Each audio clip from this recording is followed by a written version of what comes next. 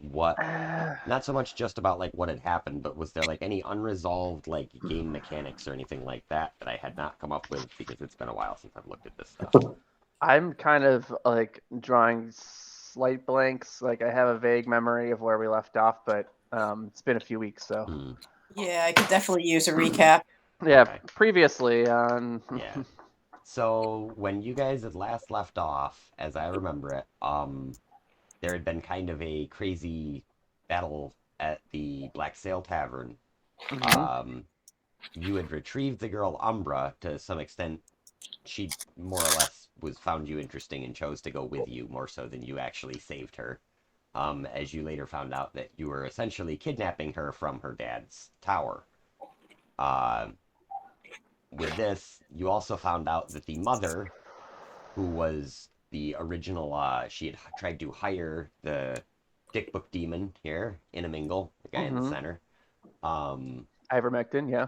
yeah, she had tried to hire him to get you guys to kidnap her daughter, and it was later revealed that this was only, unbeknownst to Inamingle himself, to sacrifice her daughter to a foul demon lord of the abyss. Nasty stuff, really, custody battles. Mhm. Um, and this all sort of resolved towards the end with you guys persevered over the demon that was summoned in by the girl's mother. Uh, you had just enough time to start talking to Durkale and the Zaktaran priests, the other ones that had tried to get Inamingle to gain Umbra's presence. And at the moment when the Zaktarans began to kind of explain why they had interest in Umbra, one of them was flayed alive. That was pretty much where you guys left off. Mhm. Alrighty. And also, I believe you revived the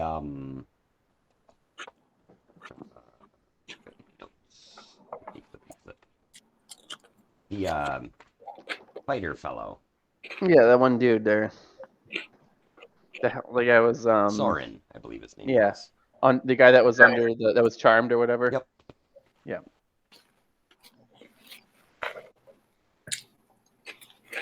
So, Oh yeah, and we saved the priests or whatever, right? The yep. cultists. Yeah, you brought them both back, or you brought one of them back to life. And the other one had stayed alive through the entire time. However, the lower ranking of the two essentially is the one that's just begun to be flayed alive. Um,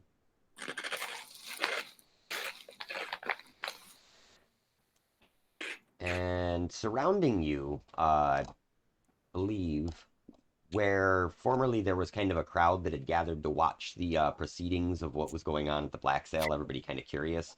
Now there was no like locals. Now it was just a crowd of those Dabus creatures, those gray-skinned. Um, see if we can find them here. These guys. Pretty good picture on. It's on my left. I don't know if it's on your guys' left or right. They look sort of like gray versions of the Grinch, with these Yeah. crazy like floaty hair and stuff. And they seem to levitate everywhere that they go. They're about maybe 5, 6 inches off the ground. Okay. These long flowing robes. They all seem to kind of have some differentiating stuff on their robes, but it's not. It doesn't really make sense to you. There's no like order to it. Um, and as the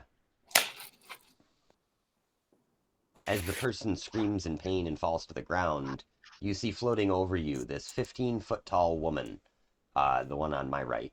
Uh, this porcelain like visage of a face with large blades coming off from a headpiece all around her face, almost as if some sort of wicked kind of metal sun. And she's floating quite high up. She's like 10 feet off the ground. Um, and like I say, she herself is about 15 feet tall. Like, I don't know how many of you seen the new Resident Evil videos, but she's like a Lady Dimitrescu, but with cool blades. What does the Eye of Argos tell us? The Eye of Argos is this thing. It's like an off the charts reading. Like it can't figure out what's Mhm. going on with this this entity. She does Error. she does not actually pay any attention to the proceedings below. She's just floating, and she seems to be peering straight ahead as best you can tell. Although the only color that you see in her large, wide eyes is white. And the only motion that she really makes, other than being above you and just kind of floating, is the long ribbons on her dress are flowing back and forth kind of in the wind. And like the edges of her dress are blowing just a bit. But Is this the queen? Sorry. Is this the Queen of Pain? Yes, this is the Lady of Pain. You would recognize her from all the what you've heard from both Jesh and some of the other locals. Yeah. The Dabus, particularly this one in this green coat here, he steps forward, and as his fellows are behind him, he begins to speak in his own manner of, or in his own manner, I suppose. And it's sort of like you can see here, you are aware that someone is trying to communicate with you, but these appear as almost images in your mind. And these things don't necessarily make a lot of sense, so I need everyone to roll a probably, I'll say a skill check of some sort here, as soon as I get my rule books out.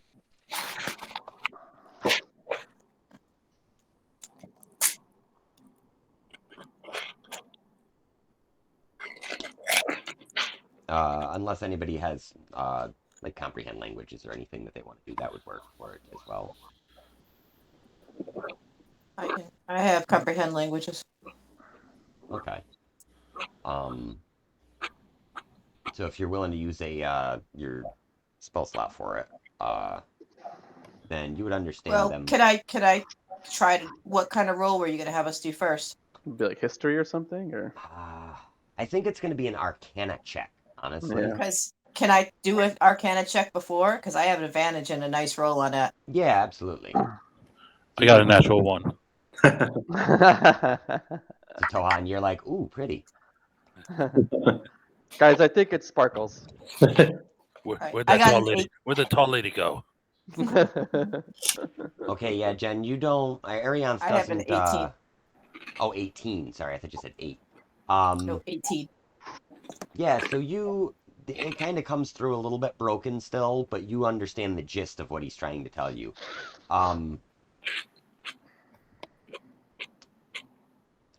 Essentially, he says, like, you see what happens when they try to worship her. It was a grave mistake on this one's part, for she does not wish to be worshipped, nor observed, if possible. I open a relay through Reggie so everybody can understand what this guy is saying. Okay. Well, why the fuck is she sending kaiju after us? An unfortunate mistake on the part of one of her gatekeepers. You see, the Outlands contain many such dangers. After all, do you think that your world is the only one where world-ending terrors have to be banished? Have you ever seen the Marvel movies? They all have to wind up somewhere. And of course, what better place than the Outlands? Oh, it's just a quaint little deserted area with nothing to show. Miles and miles in between simple gate towns. Yes, well, some of us that live here don't appreciate the way that we've been treated. And, unfortunately, among the factols lately, there's been some derision. It seems that a few of them don't care for the lady's method of governance. Which is to say, those who disagree with her die. Sounds like a lot of places. Yes, indeed. The lizard is wise, he says to the rest of you. We kind of snicker.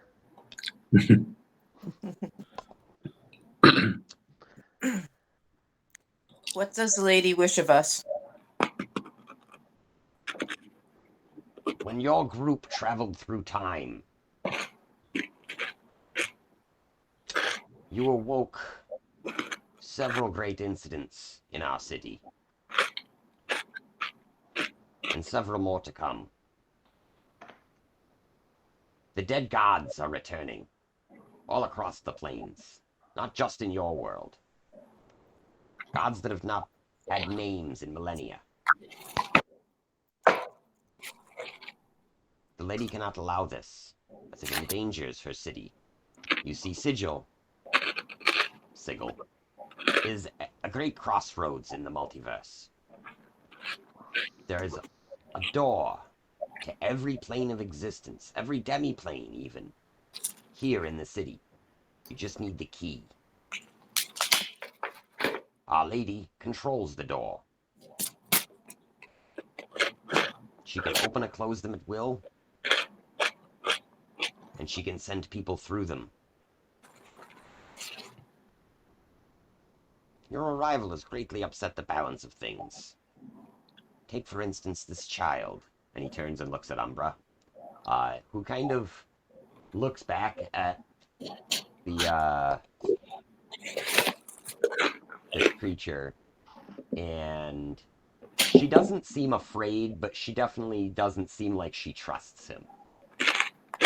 And she sort of like clings on to her father, Durkale, a little bit tighter.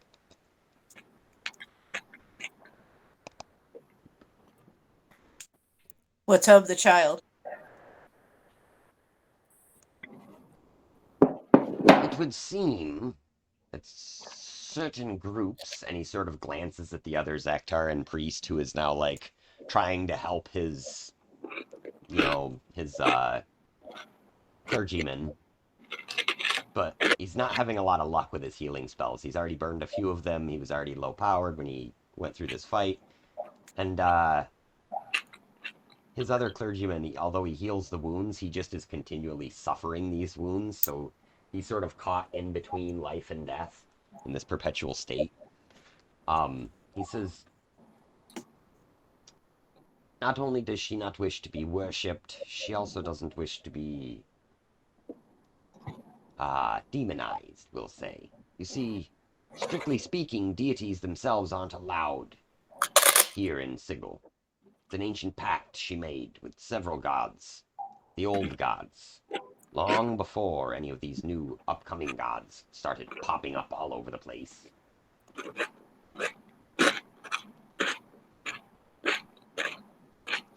From you in particular, she only wishes to be left alone. However, the child has garnered her interest. She wonders, what true power does this child have? And this giant 15-foot-tall woman turns a single eye slowly down, and the eyesight, you can kind of trace it's like the creepy Jesus picture that follows you around the room. It does one of those, and it seems to be looking at Umbra. Consequently, Umbra looks up at the Lady of Pain, and you see a small smirk on her face. Just like one little twitch of a smile. And then she just returns to looking very solemn and sort of holding on to her father. I smile. I smile to myself watching this all happen. Because Umbra utterly amuses me as well.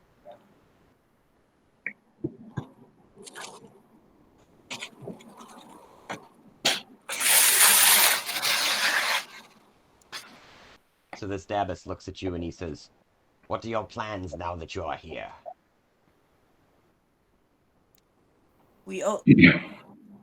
I wish to know how I can save the elves, my kin, and fix what has happened.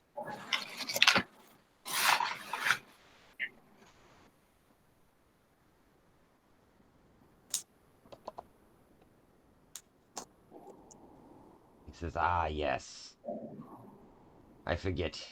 Sometimes you races that consider yourselves elders are so close-minded about things. You wish to save the elves. Ah, Our Lady could show you 1,000 worlds that are overtaken by elves. Elves that have turned upon elves in war, destroyed entire planets. Elves that have sailed across the stars, discovered races that even we have not seen. But now you think all elves are just like you, don't you? Running I about the speak of my forest. kin. I do not speak of other elves. Yes, that tracks, he says. And you're kind of like oddly perplexed by this. You've never heard any sort of group of creatures speak about elves kind of down to them like that. Like most people that are learned cultures of the world, like not like orcs and goblins and stuff that tend to be a little more tribal, but like, humans know that elves know some shit because they're like 1,000 years old. And these Dabbis seem to be treating you almost like you're a child, like he seems to be talking down to you.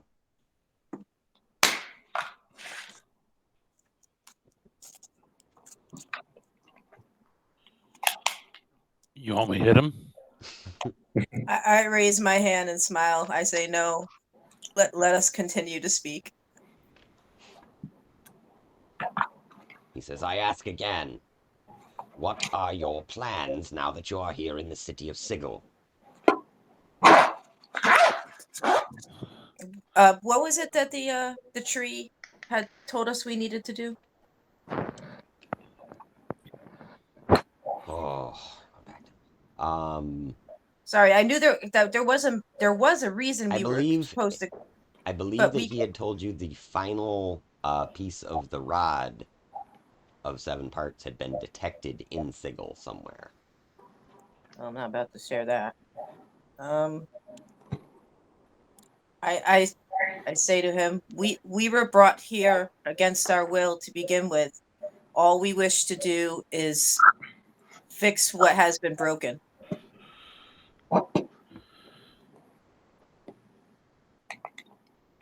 He sort of looks at you for a moment. He looks up at this woman in the sky whose vision has returned to the front. She is no longer regarding Umbra. And Arianth, out of the corner of your eye, you see Umbra kind of do a little sigh of relief, like, okay, cool, this lady's not fucking looking at me anymore. The Dabbis looks at you and says, you then are free to go. But meddle not in the affairs of the lady, for if her attention is garnered a second time, your sentence will be the maze. And he bows his head and just sort of takes a step back into this crowd of Dabbis, and they all turn and begin to leave. I look up at the lady and I nod my head. She does not regard you at all. Fair enough. She's just considered. She begins kind of floating slowly forward. Aranith is fine with that. Durkale and Sorik are kind of eyeing each other a bit suspiciously. And Durkale lets out a long sigh and he says, well, suppose any day that the lady leaves and we're still standing is a good day. We must not have drawn her wrath. I thank you, folks. You have done me a great service in rescuing my daughter. I have much to discuss with the Zaktaran priest.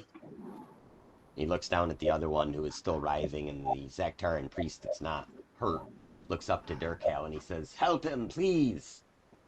And Durkale looks and nods very solemnly and pulls out his sword and drives it through the man's throat, putting an end to his misery, just killing him on the spot. He says, it is the Harmonium's will. Umbra also doesn't seem fazed by this. She sort of shrugs, like, guy got stabbed in the throat. Oh well. She, like, checks her nails. I turn to Umbra and ask and say, so Umbra, what do you wish to do now? What do I wish to do? That's a very good question. Well, seeing as how I have all you new friends, Daddy, would you mind if I took a bit of a field trip? Durkale looks at his two assistants, the angelic-looking red-haired woman and the gray-haired wizard. And they look at him and they shake their head like, oh, no, please no. Like, don't make us chaperone. And he raises his eyebrow just a little bit. He gives them the people's eyebrow. You know what I mean? Like, and just that one eyebrow comes up. And they both sigh in resignation. And Umbra lets out a squeal because she already knows what he's gonna say. She's like, "Yee! Oh, thanks, Daddy." And he's like, "It's not like I can really stop you."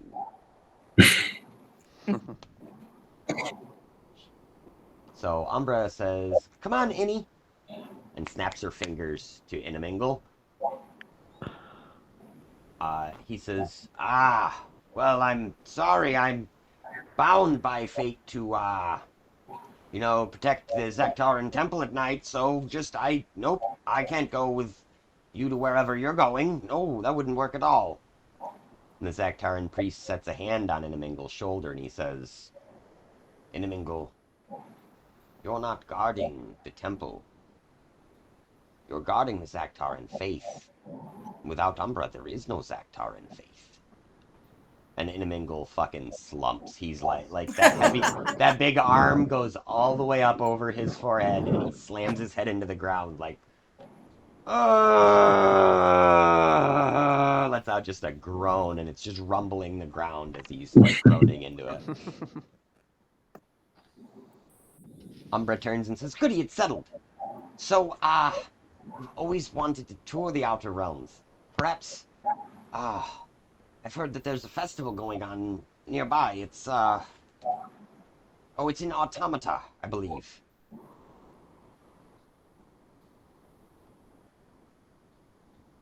"I think we should go there," she says, decidedly, and she snaps her fingers, and you all begin to fall.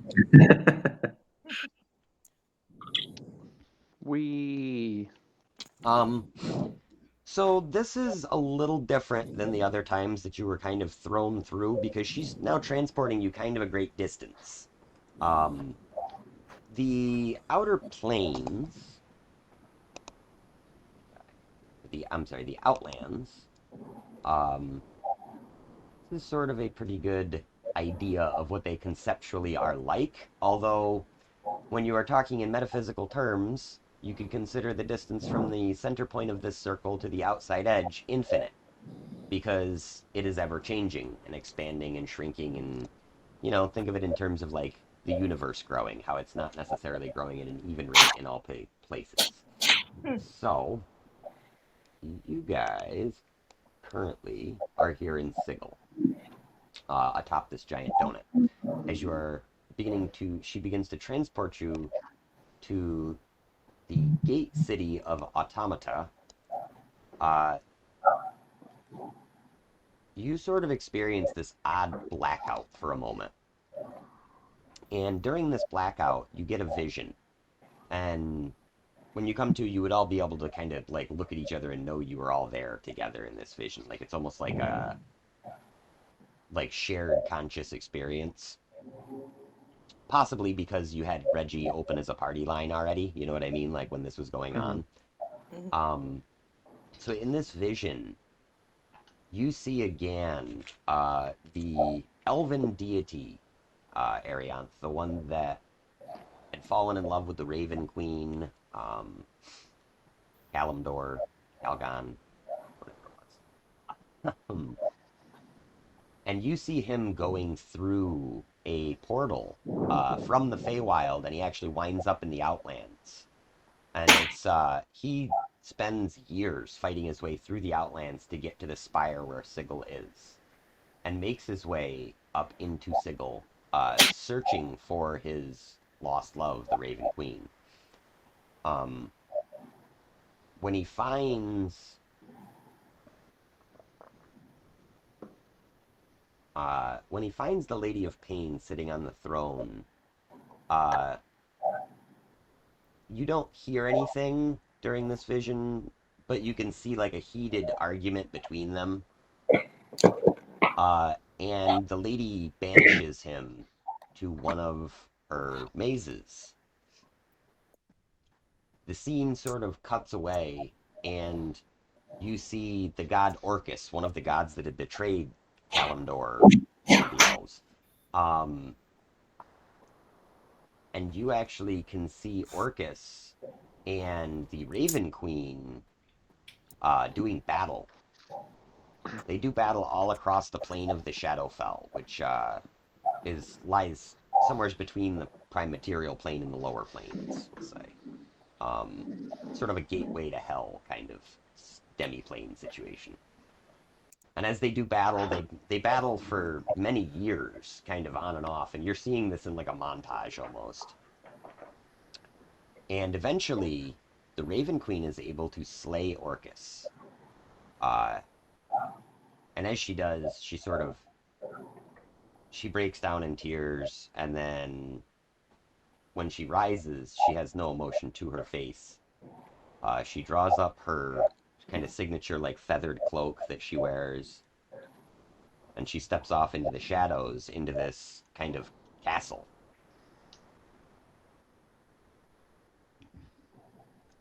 You all flash out in a bright white light, come rolling onto the ground. We'll say that Umbra is able to angle the portal at just the right kind of angle to not make you guys take fall damage necessarily, but like you definitely kind of hit the ground and are in a heap, most of you prone. And you enter the border town, or I'm sorry, gate town of Automata. That's right. Bam. Tabletop simulator. There we go. Okay, so Automata, and I'm going to say that wrong at least a couple of times because it's too many vowels in the name, is a symmetrical looking town comprised kind of these strange, oddly geometric houses, many of which are comprised of polyhedrals. Like, you know, they look like a set of D&D dice, like all over them. All the architecture seems to be polyhedral based. And as you get there, you can hear loud bells ringing. And she says, "Oh, good, we haven't missed it. We haven't missed it."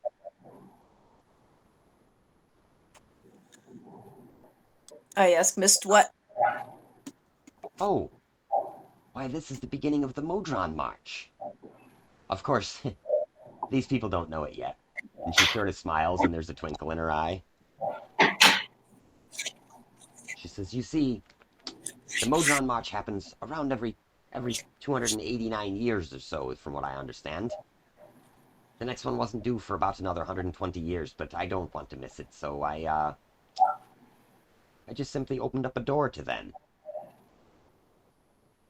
And you look, and you can kind of see off in the distance behind what appears to be like a large temple gate, that at the top of this large structure, there seems to be a big blue glowing portal. And several of the people amongst the city are pointing at it and sort of being like, "Wow, like, oh, look at that. Oh no, the march wasn't due for, another 100 years." I ask Umbra, what happens when this march commences? "Oh, well, I don't know. That's going to be the fun part, is finding out." I raise an eyebrow. Are many people going to die because of this? She looks at you with the typical nonchalantness of a 12-year-old responding to this sort of question, and shrugs. I say, do you think perhaps we could avoid a bunch of people dying? Trying very persuasively. Unless they're bad people. She sort of looks at Tohan, gives you like the, "Yeah, you got a point." Well, I ask, how do we know they're And that's bad just people? That's just good fun then. I laugh a little bit at that, but I also, with some concern, say, we don't know that they're bad people, though. Why does this march happen every so many years? Oh, no one knows, except for maybe the Primus Modron himself. I ask Reggie if he knows anything. This is, let me look it up here. Modron. No, not Motrin. Modron. Okay, yes. It says here Modrons are a mechanically inclined magical race from the plane Mechanus. They're a very organized and lawful culture. Let's see, Modron March. Yes, it says here that oh, yes, on a regular schedule, the Modron March spills out of Mechanus, and these lawful automatons file their way around the Great Ring. No one knows why they do it, but everyone stays out of their way, because when they march, they'll walk right over a Burk who doesn't know enough to move aside. Well, that's a bit, off-putting. So they don't actually attack anybody. No, it seems that they just, well, march. See, they're not people.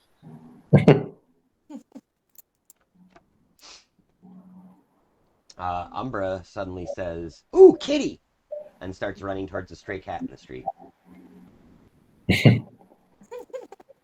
I raise an eyebrow at her caretakers and say, run along now. Do we see people in these houses? Yeah, I mean, like, the city streets are populated, you know, it's, I don't know what time of day it is. We'll say it's, like, early afternoon, so it's, like, you know, fairly busy on the streets. But people have begun to notice this big blue glowing portal, and that's when you see the first of them. There's just 5 at first, and then 1, and then another 5, and then 1, and then another 5, and they begin just slowly stepping. They're only moving at about maybe 10 feet per what we would consider a round of combat or whatever. Like, they're not moving fast. They're actually very slow.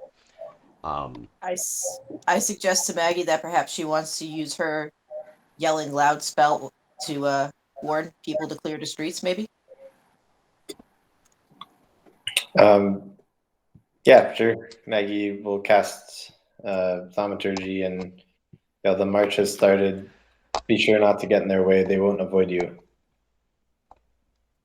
Okay. A few of the nearby onlookers where you guys are, we'll say that you guys are somewhere kind of near this park here. Some of the onlookers hear you in a close by area, and they're kind of looking at the portal and looking at you, and like some of them begin to nod, and they're like hurrying to get people off the streets. And like there seems to be kind of a collective effort started in the town to clear the streets, because the town of Automata,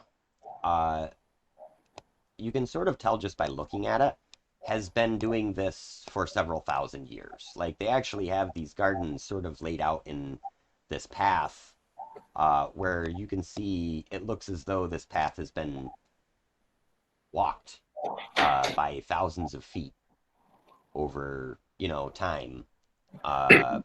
And Reggie, as he's looking up some of these Wikipedia articles, he tells you that many pilgrims from different planes will follow the Modron March, sort of like hippies following a festival on Earth.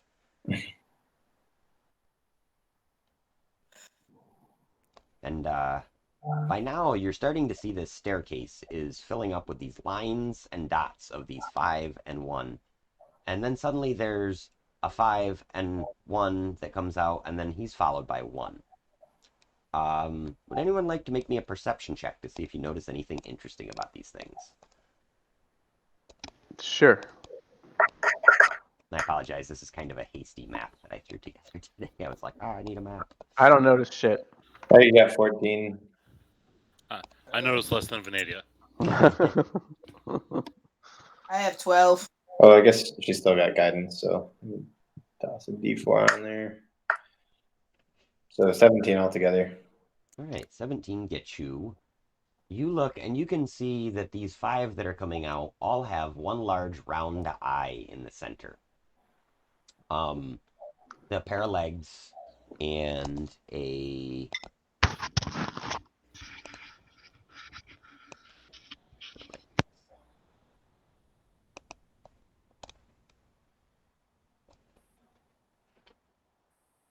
See if I can get this zoom in really good here.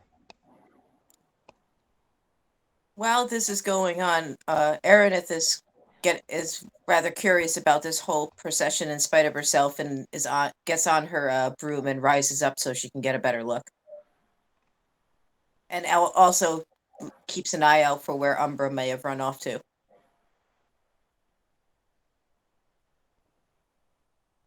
so I'll just do this for visual. He's not that big, but just so you guys can actually see what he looks like. This is what all the one-eyed ones look like. And following each group of 5 is... I left him this small. There's one guy that looks kind of like this.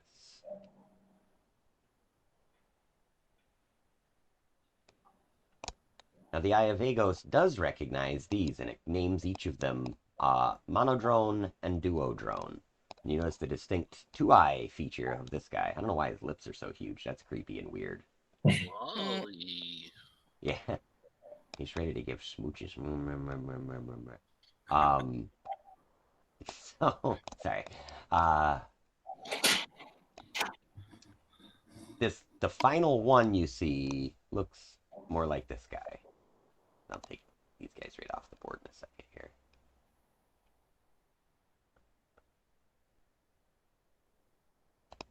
He's got this weird triangle thing going on, carrying 3 big spears. And this one is called a tridrone. Let's stick these guys up here. Perfect. Visual references. So it seems that there is some sort of marching order to these things.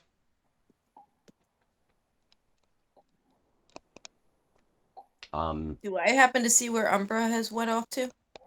Yes, Umbra actually has just run off a little ways into the park, and she is, in fact, talking with a stray cat.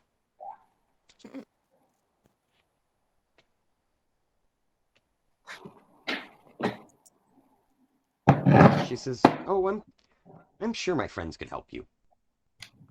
And she looks and waves at you when she sees you flying over. I fly over to her. She says, "Ariant, I met this most wonderful cat." I raise an eyebrow and go, "Oh." You look over and you just see that there's this fairly well-groomed and well-fed cat. And next to the cat is a book. I curiously look to see what the title of the book is.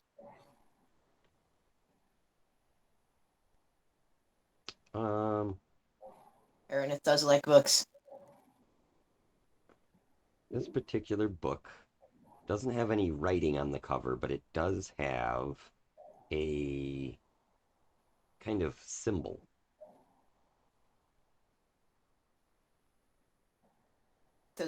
Do I or Reggie recognize the symbol? Make me an Arcana check.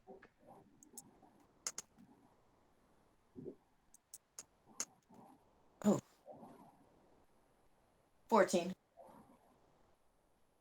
You notice a few parts of the sigil seem to have things in common with the field of enchantment, like the magical discipline of enchanting things. Aranith is quite interested. I ask Umbra, so what's going on with your new friend? That's when you hear a voice very clearly in your head sort of clear its throat. Yes, it is in fact a very interesting book. I'm sure you could get a look at it if you want. As you kind of look around, you realize that the voice seems to be coming from the cat. I look down at the cat and nod. I think back to him. I would appreciate that greatly. What is it that you need help with? Oh, well, let me see, this is all very weird, since I've come back, and he begins to lick his paw, and Umbra goes, "Aww." It says, "You see, My name is Jason. Uh, Quite a long time ago, I purchased a book from a bookseller here in town in Automata. Uh, to Wizard Herion. I unfortunately passed away before I could finish paying for the book. However, through some means and ways, you know how things are around here, I I was resurrected. Just only my friends couldn't afford a human, so here I am. He turns around and starts chewing on his butt.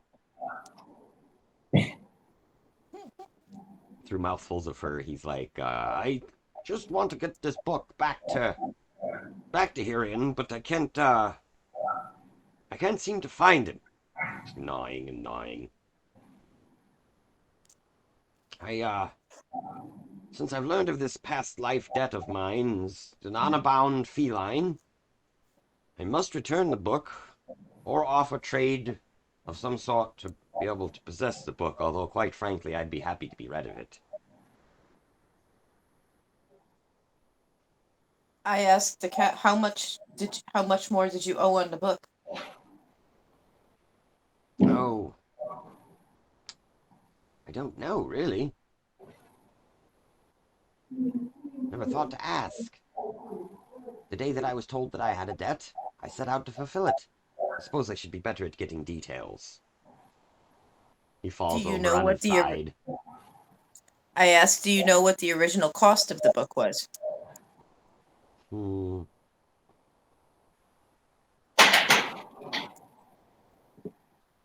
So I believe I had given him a thousand, I forget what they're called. Whatever the local currency was called, the ones that are more expensive than your guys's. So it'd be like 10,000 gold worth, but he says 1,000, whatever it was. I raise an eyebrow. Interesting. I say, I say, you don't know what you cannot find the wizard that you're supposed to return this to? No, it's the oddest thing. His shop doesn't seem to be there anymore. I mentally ask Reggie if he recognizes the wizard's name.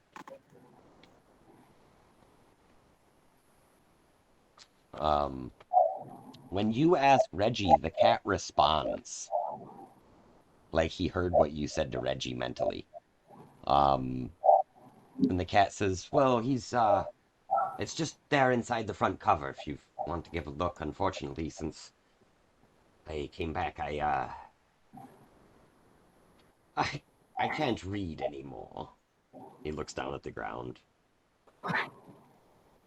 Stretches and yawns. I shrug my shoulders and just say out loud to Reggie, do you recognize the name of this wizard?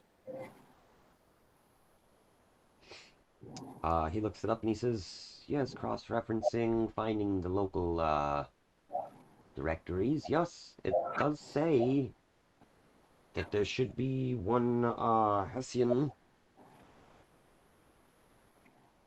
Hmm.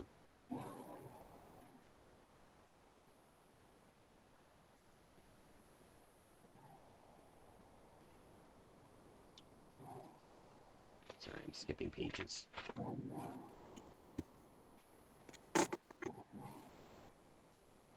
Ah, here it is. There's one mention of him in a local news bill. It says that he was apprehended outside the Divine Machine, some sort of a tavern. Uh, Apparently he was spouting anti-halfling propaganda. I raise an eyebrow at that. The cat says, doesn't sound like Hessian. I say to the cat and Umbra, let's go back to to everybody else and explain what's going on and decide if we want to what we want to do here.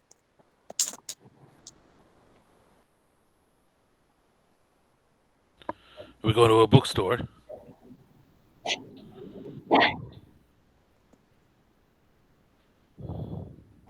Well, I ask everyone if they want to try to help figure this out.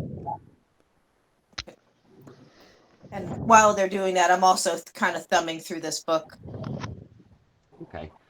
So the first like chapter or so are actually all just dedications from various or to various wizards that influenced the writing of the book. And it's like very obscure like notes.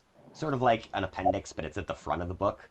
But when you get to roughly the second chapter, uh as you thumb through the few pages, you start seeing things getting scrawled across these pages. Like picture like the Marauders map from Harry Potter. Like it's sort of inking itself as you're turning to that page, and then as you're flipping, it's like already fading away. And you thumb backwards, and it comes back again. So it's like you can tell it's just a book that looks like a blank book, but you are able to sort of discern some of these things. Um, and when you flip back to the first page, it says, it gives you directions from where you are to what it looks to be essentially where uh Harrian, sorry, I'm not Hessian, Harrian's shop is.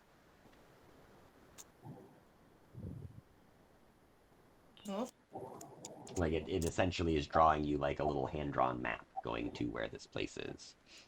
I turn to the group and ask, do you guys feel like going on a little investigation to see where this leads? You know I do. Yeah, Maggie's down. She's kind of keeping an eye on the robot guys, but Yeah, Meredith will continue to stay at a higher distance, higher elevation rather, so that she can keep an eye too. Yeah, and by now you see that even though they're not advancing very far, the stairs are filling up. And again, you get a brief glimpse at another different type of creature here that's coming out. My mouse to work with me here.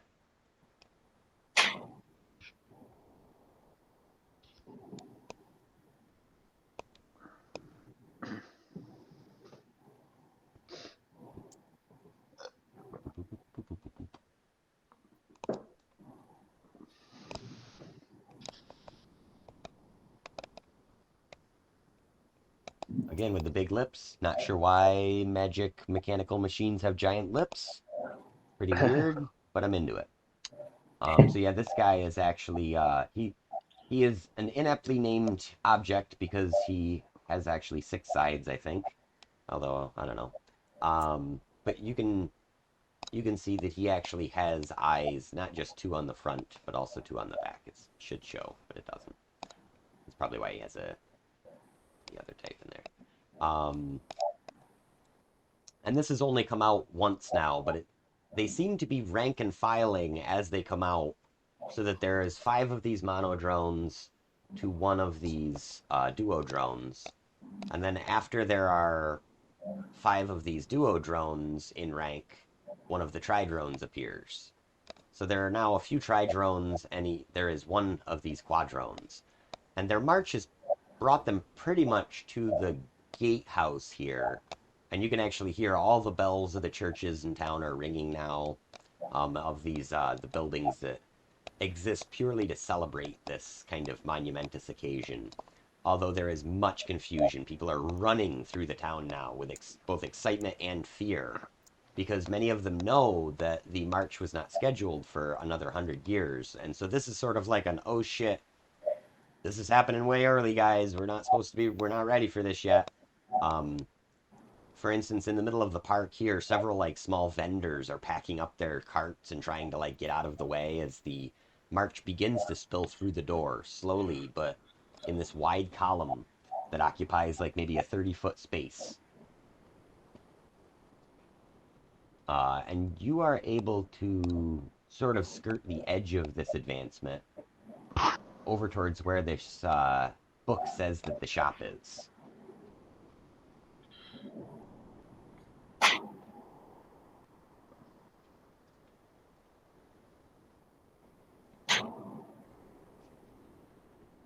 So you're now standing in this alleyway. We'll say out here.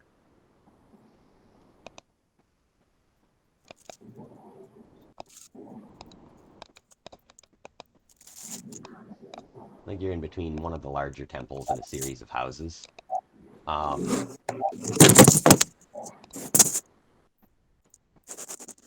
As you approach, Arianth, you can kind of feel the book humming, like it's trying to get your attention.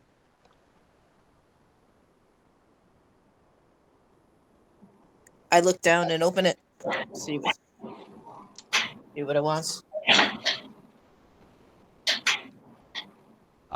So as you approach this kind of empty area, the book simply puts out the words knock knock.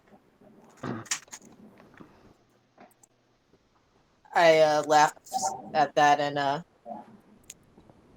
indicate to the group that the book wants us to knock on the door. I'm guessing.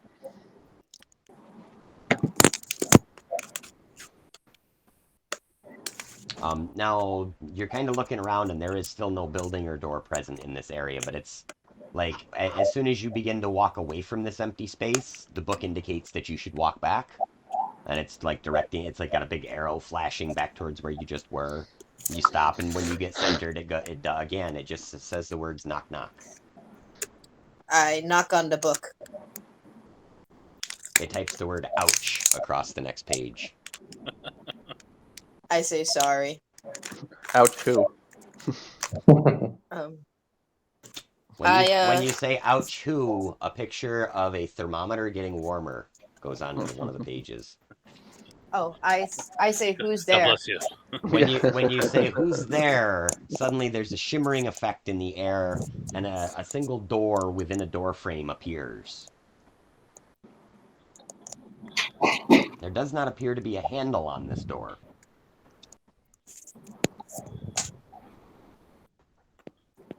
I knock on the door. The door knocks back. It literally repeats the same exact knock you use. I look down at the book and see if it gives any more instructions. The book says, "What do you want?" I say, how do I open the door?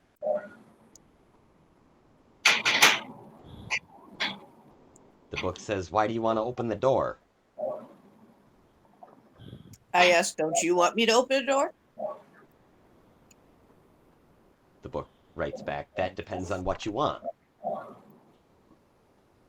I say, you're the one who told us to come here. It says, "I am?" Question mark. Hang on a second, and you hear latches being thrown from the inside of the door. And after a second, the door just creaks open just a little bit, and you can see that there's like 4 or 5 chain locks still on the door, but it peeks open just a little bit, and you see an eye kind of come through that slit in the door, and it appears to be kind of a bushy eyebrowed older eye. It glances around quickly. He says, "Can I help you?" I say, we're looking for the wizard. I forgot his name. Hiri. Yeah. So, who's asking? I asked the cat, what is his name? What your name is again? He tells you it is Jason. I say, we are trying to help Jason return his book. When he hears the name Jason, he sort of softens a little bit. Yes, poor bastard, I heard. So what are you with the debt collectors then? You're bringing things back to me? No, we're not debt collectors. I interrupt him. I say, we're only trying to help, what's his name? The cat. Jason, Sorry. I suck with names. the cat.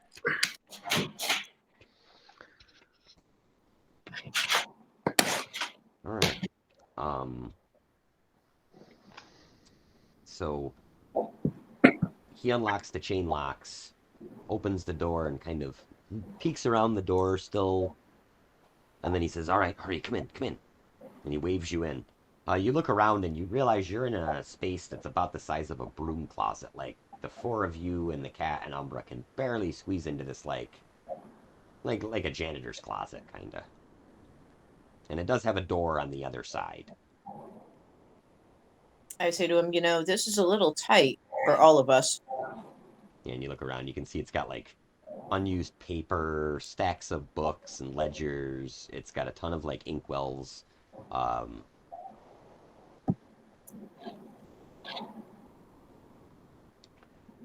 he says, "Keep your voice down. Shh, don't want them to hear me." He shuts the door behind you, and it's very, very dark in here. Just a moment. And you hear him thumbing through some pages. And as he does so, you hear the click of a key in a latch, and he opens this small like half-size door. And this is not the door that was on the opposite wall, which now you can hear voices. And he says, "Oh dear, quickly! They've heard us. They're coming! Quick, through here!" And he points to this half-size door that's sort of floating in the middle of the air.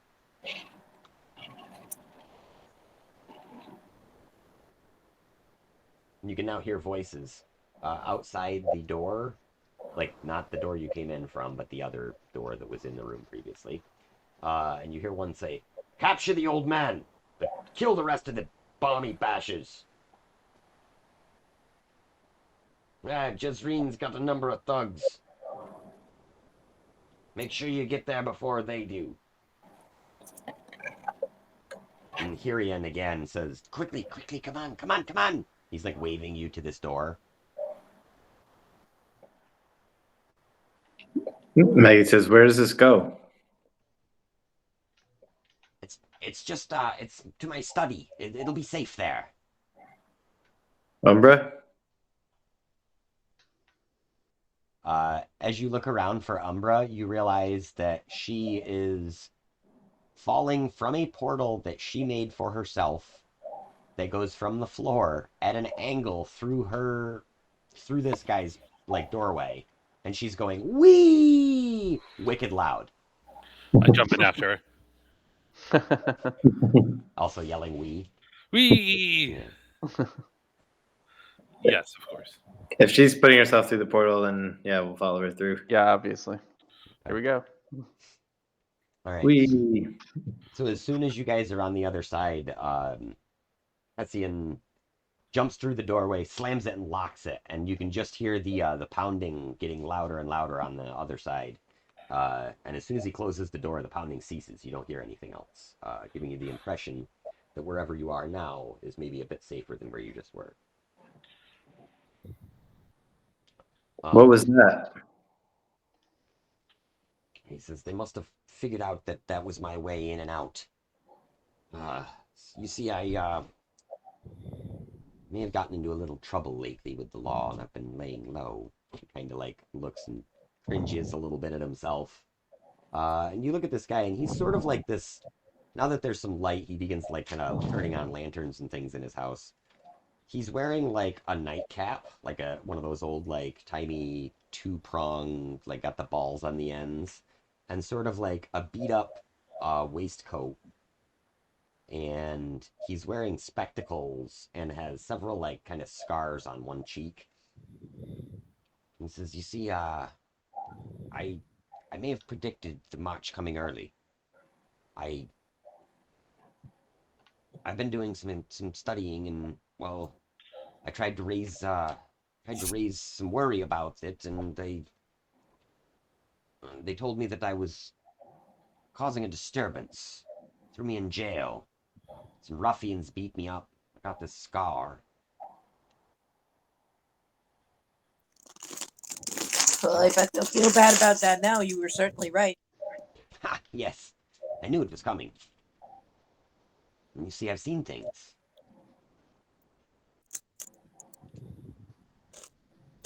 Why would the law want us dead? They must have been staking the place out. They must have mistaken you for my contacts. Thankfully, that means they're still safe. Now they'll be looking for you. That's wonderful news. Who are these contacts? Ah. First, I must know a little more about you before I divulge too much about myself. First, how do you know Jason? And the cat meows. Previously, it's just been talking to you, but right now it just meows. I indicate to the cat and say that would be him right there. What do you mean that's him? I raise an eyebrow at the cat and say, you might want to let him know. The cat responds mentally to you, and the rest of you can still hear this as well, because regardless of Reggie's party line being open or not, he is now broadcasting, and he's like almost yelling in your minds, and he's like, that's the problem. I've found him, but I can't seem to get through to him. He doesn't understand. He must have some sort of an anti-telepathy spell up. I mean, I turn to the wizard and ask him if he does indeed have an anti-telepathy spell up. he narrows his eyes and looks at you and says, how could you know that? What are you, some sort of a spy? I raise a hand and say, calm down. Right. The cat. I explain the situation, and the cat has been trying to speak with him, but he could not. But we can all hear him, and blah blah blah. As you are explaining this, and he is responding, Umbra is looking on with great interest at the unfolding drama. She is absolutely enamored with this. This is grown-up stuff, and she thinks it's so cool. But like, if you look at her, she like looks away, like she's pretending not to be paying attention. I smile indulgently at her and wink.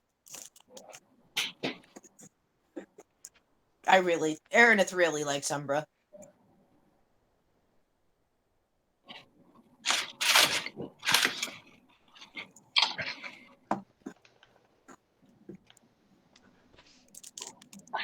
As you guys look around, you realize now that you are standing in what seems to be a fairly elaborate, like, interior, like, living room. Like, it's pretty good size. There's doorways leading off into other areas, probably to bedrooms or, bathrooms or whatever.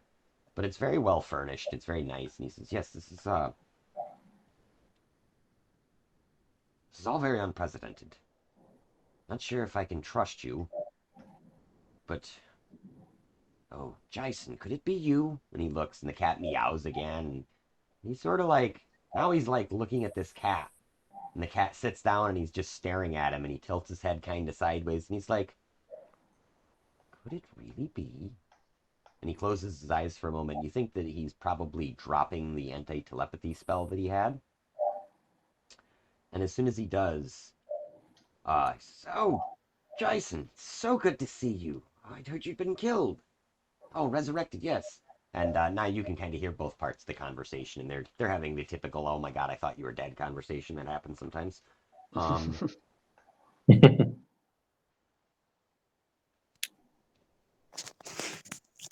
see.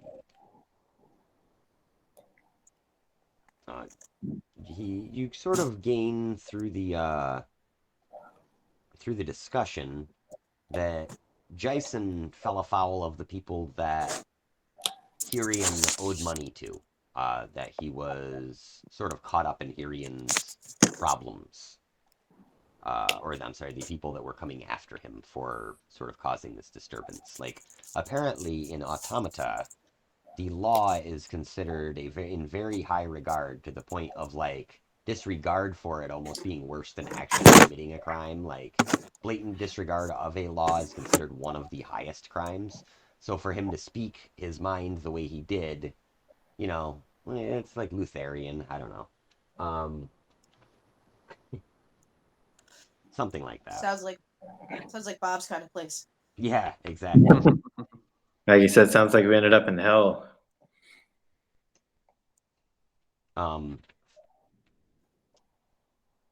So, of course, Hirian is very grateful for the return of his book, but he is kind of more directing it towards Jason himself now. Like, it's all like, he's just kind of like, oh, yes, you had some people bring you here, good.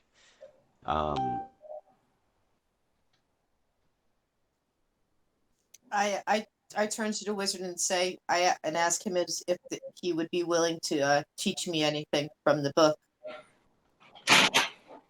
So, well, I suppose you could read it while you're here if you want. That is, unless you have the 734 Jink.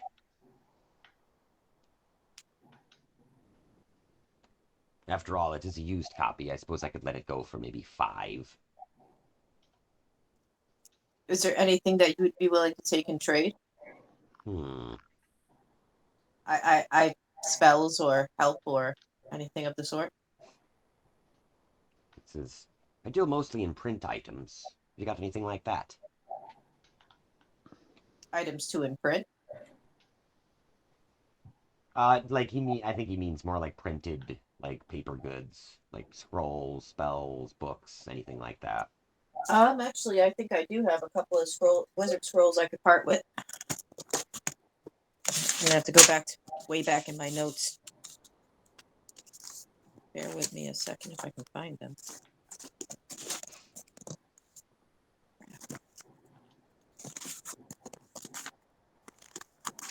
There they are.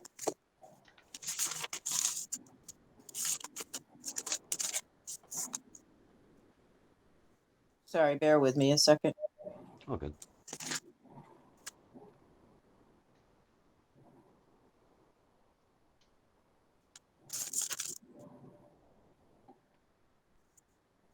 Oh, that's.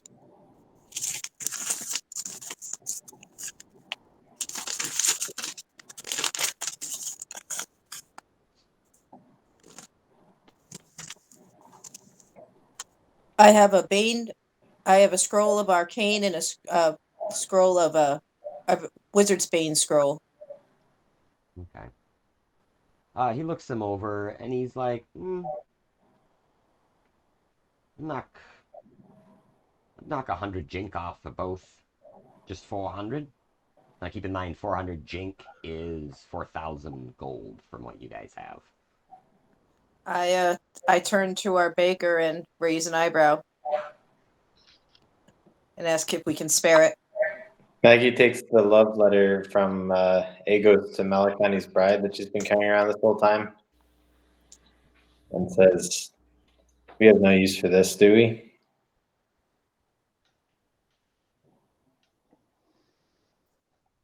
And then explains to him that she has a beautiful love letter from a general to his employer's bride from a timeline that no longer exists. Oh, now that sounds interesting. Could I see it? 4,000 gold. A book for two common scrolls and a interesting chance. Oh, what the hell? It's been an odd day. There you go. And he hands the book to you and takes this love letter off your hands. And he immediately, like, you can tell this guy is like bookworm extraordinaire. Because he immediately begins reading this love letter that's like, we'll say it's like a few pages. And he's like getting bright red. He's like, starts pulling at his collar, like, oh my, when he's reading this love letter.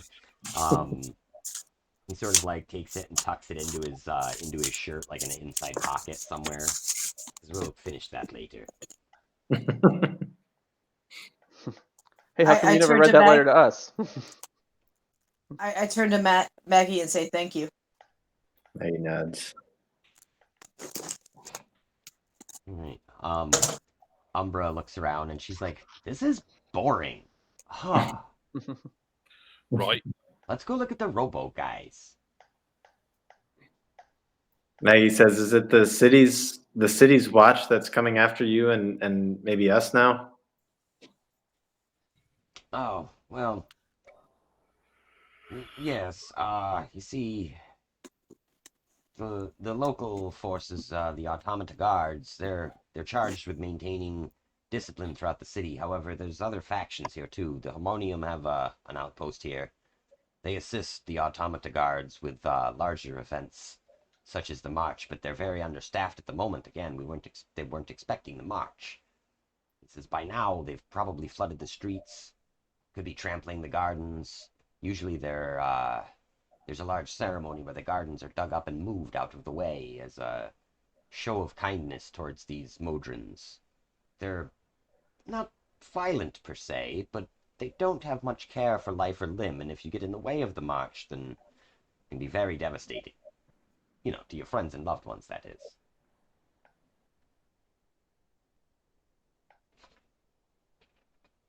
Well, Maggie says, how did you know that it would happen early? Ah, as I said, I can see things on occasion. Here, perhaps I can show you. And he begins rifling around again. And he takes out a large kind of what looks to be like almost looks like a whiteboard. And he places a small lump of black wax on it. And in the bottom corner, he presses a small button on this board, and it begins writing. And as it's writing, it's like almost drawing out like a motion comic. Like it's drawing these pictures and then erasing them. And it shows you the great plain of Mechanus and the city of I believe it's called Regus, something like that. Regulus. So the city of Regulus sits in the very center of the plane of Mechanus. The plane of Mechanus is that of clockwork.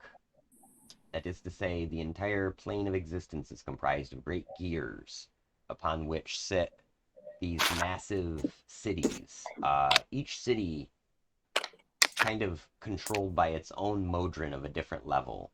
And in these massive cities, you can see this production that goes on nonstop of just more gears.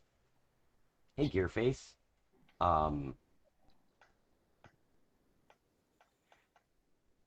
You can also see that in the center of this city of Regulus, there is a clockwork tower that is literally just clockwork that's turning around itself and it almost resembles the spire in a way as it gets smaller towards the top. And as the scene sort of shows you the top of it, it zooms in and shows you a particular modron. This one, it writes above it the word Primus. And Hessian tells you, or Hirian tells you, that the Primus is essentially the deity of the modrons, although they wouldn't really understand it as such. The modrons, being creatures of order, receive their directives from the Primus. The Primus passes it down to a being called a Decaton, which is a 10-faced version of a modron. There are at any given times only 2 of these. For each Decaton, there is a nonaton, or there is, 2 nonatons, so there's 4 of those. Each nonaton has 2 octons, and so on.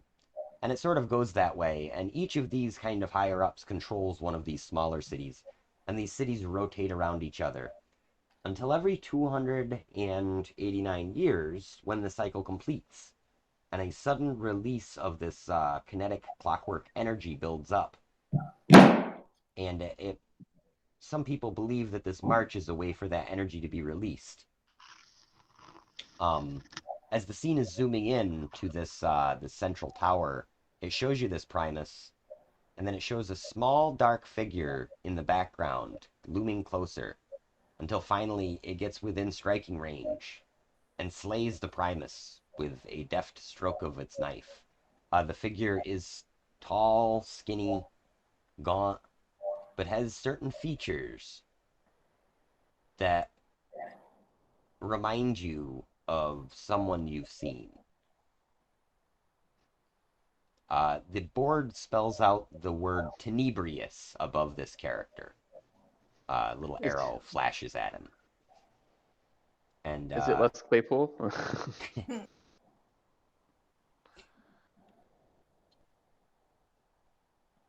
as this assassination of the Primus occurs, you see that Tenebrious seems to take over the role of Primus, or at least convinces the Decatons that he does.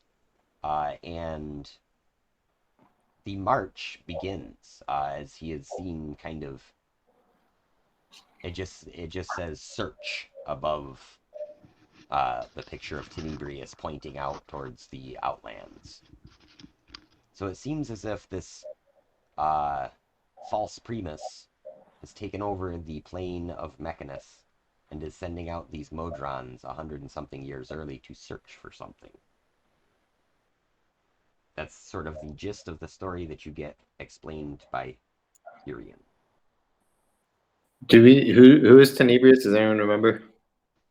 And this is not a character you guys have seen yet, but he looked familiar. If anyone would like to make a history check, DC is going to be only 15. You guys might have a shot. Probably still can't help you. Nope. Not great. Looks 16. like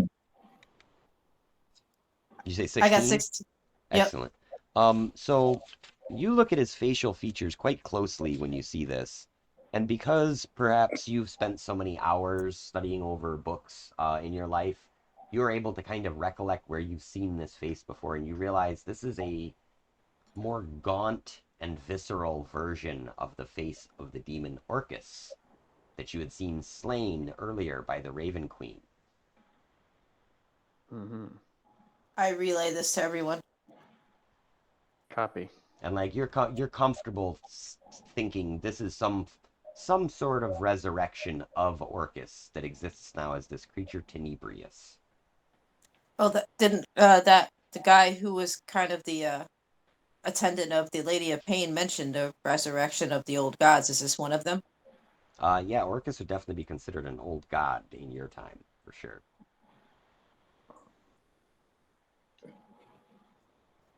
Well, Maggie kind of like pulls Umbra aside and asks, "Did you know that this had happened?"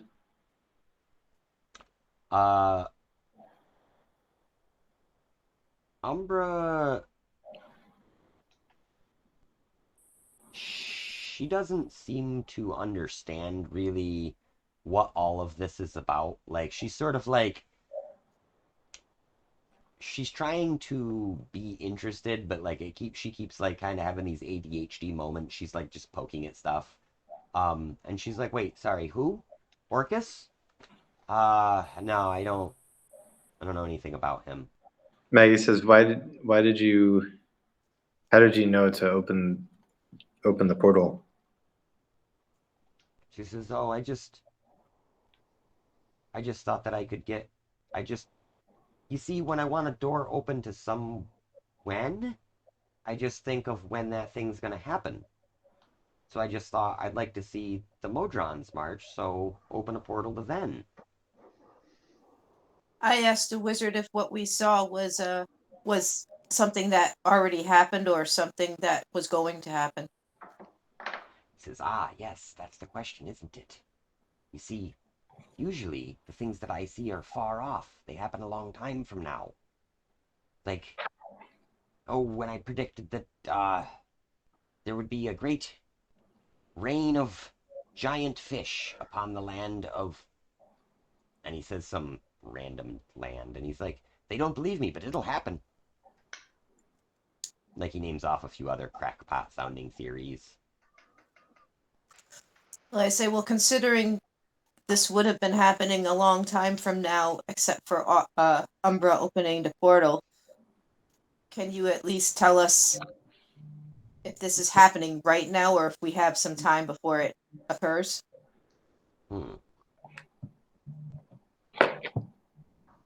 Let me try something, he says. He scrambles around again, reaching through some desk drawers, and he pulls out what appears to be a small watch. He says, "This is a relic from the last march. Something that one of the quadrones seemed to carry with him. It's a timekeeping device." He says, "Umbra, do you think you can open a smaller portal? Just right here."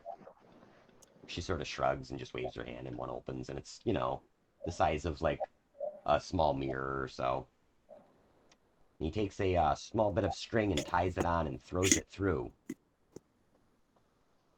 And he's sort of like counting, and he pulls it back, and as he's pulling it back, he looks and he says, "Yes, just as I thought. There's definitely some sort of temporal distortion going on, you see?" And you can see that the clock is many, many hours past when it was set for. Like, it's spun, like he was showing you how it spun around and stuff. He showed you a clock, you know.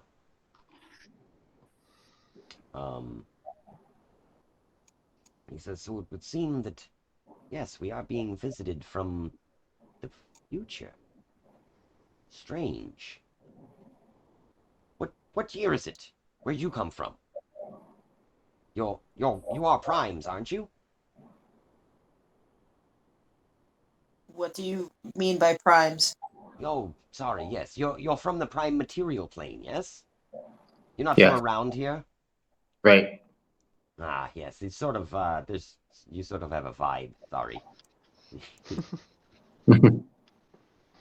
He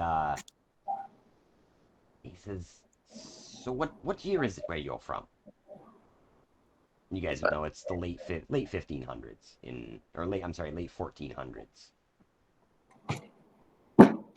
Yeah, I don't remember the year, but Yeah. I mean, Maggie would know and tell him. Yeah, so if you relay the information to him correctly, he'd say, "That's very interesting.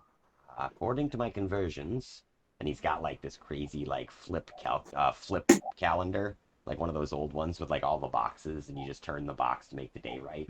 So he's like doing like crazy calculations on this thing, and he's got it all lined up, and he shows you that the dates would in fact line up where this seems to be happening in your time, but in his, like, in the other planes of existence.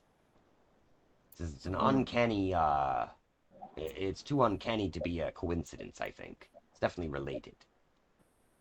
What happens to the automatons if their leader is killed like that? Oh, it's actually quite interesting. You see, if the Prime would be killed, then one of the Decatons would take over for him. For Ultra D&D nerds that may be watching this later, yes, I realize I'm fudging the names of all these things, but it's easier for me to keep track of. Anyway, there was like all kinds of different names for these things. He says normally a Decaton would take over as a Prime, being the next highest ranking modron. This actually translates all the way down the ranks of them. For instance, if a Septon, with one of the seven-faced creatures, were killed, one of the Hexatons would take over for them. They would be promoted in a way. They say that in the plane of Mechanus, there is a single cathedral that produces all the monodrones, the one-eyed ones. So when any modron is killed, a new modron is produced. Perhaps that's something to do with the march. It does seem to be a bit of a culling of them. It's a very dangerous thing for them to undertake. And when he says dangerous, now Umbra's interested again. Umbra's like, "Ooh, danger."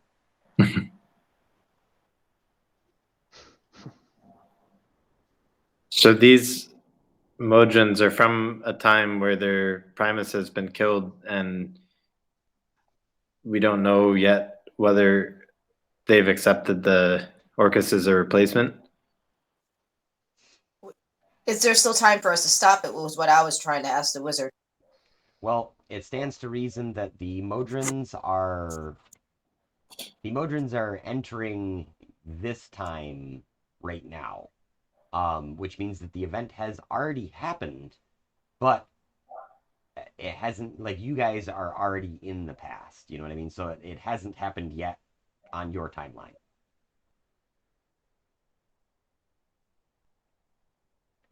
Time travel, man. It's fucking paradoxical bitch.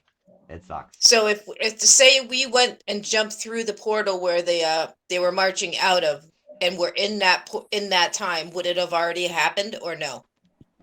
Yes. Yes, because Okay. they've got to be marching from the other side of it. So it would have basically it would have either just happened or, within a few hours probably it happened. But yeah, Hirian tells you that the board that you guys saw was like sort of a recording of something he had predicted that was going to happen a few months back. And he tells you that it's very rare for his predictions to come true that soon. He's like he's only seen a few of them actually come true.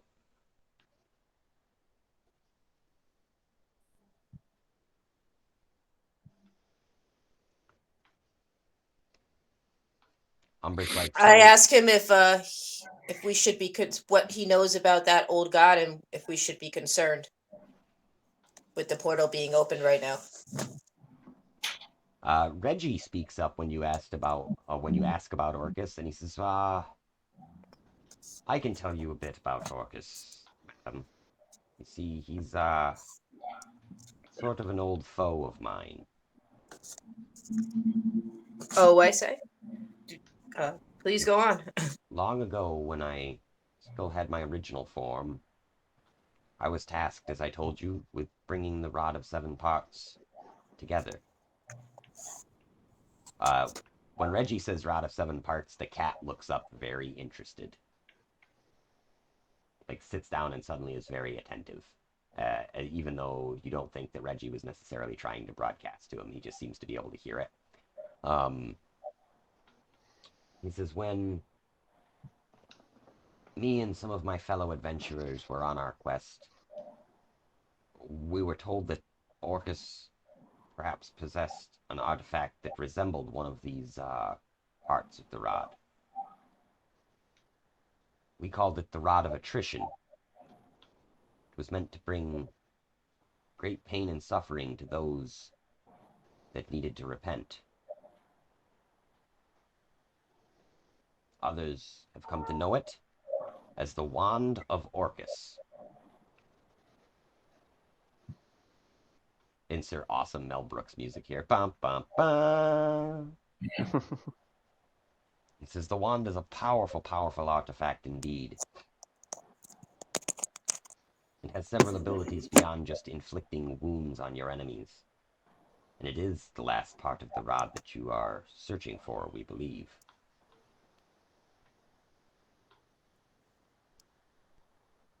I turn to the cat since I noticed his interest and say,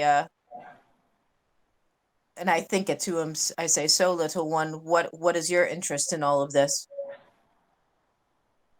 So, well, I just always like to keep an ear out for things. And Harrian kind of chuckles and he goes, "Oh, Jason, you don't need to be so coy with them. They seem like decent enough folk. Just tell them you're a collector. You've always been interested in magical artifacts." He sort of looks a little ashamed by this.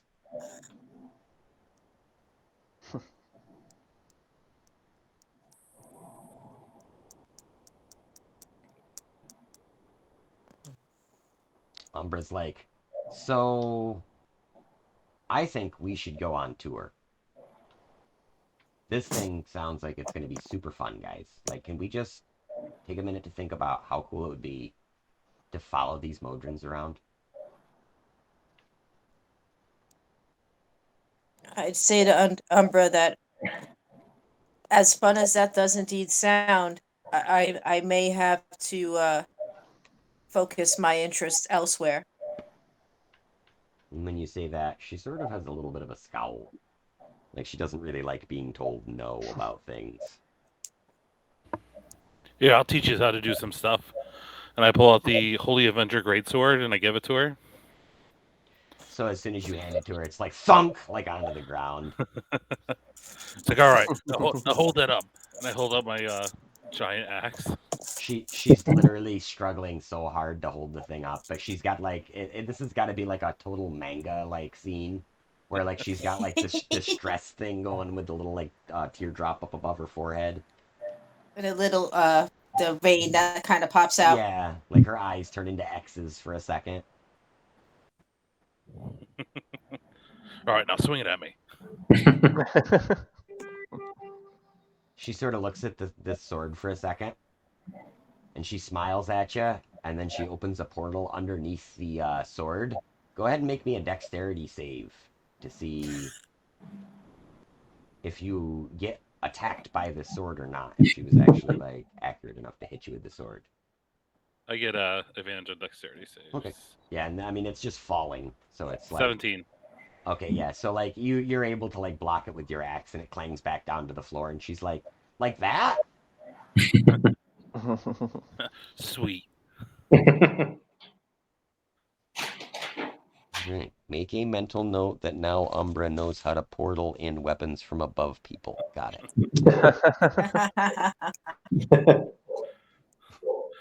I give her a couple hand axes. Be like, this is probably more your speed. She's like, cool, and she's like, she starts taking the hand axes, and she like takes one, throws it up, and it looks like she's gonna catch it, but a small portal appears above her hand, and so she's now portal juggling two hand axes just back and forth between these. They're just falling, and she looks like she's gonna catch them, and they're falling out of the other one. Damn, Tohana's a great He's babysitter. natural. I know how to distract kids. I asked the wizard how long the march usually takes to complete. He says, typically it's an entire cycle of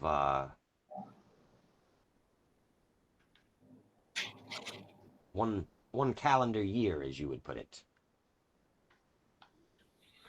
However, there's something off about this. They seem to be moving at about twice their normal rate. Normally they are very slow and tedious, and it's interesting to watch them, from what I read. They will often stop and examine just the simplest rock or stone, look at it for a moment, then replace it where it was, and continue on their way. The monodrones do this anyways. The duodrones are a bit more, what shall we say? Oh, questioning.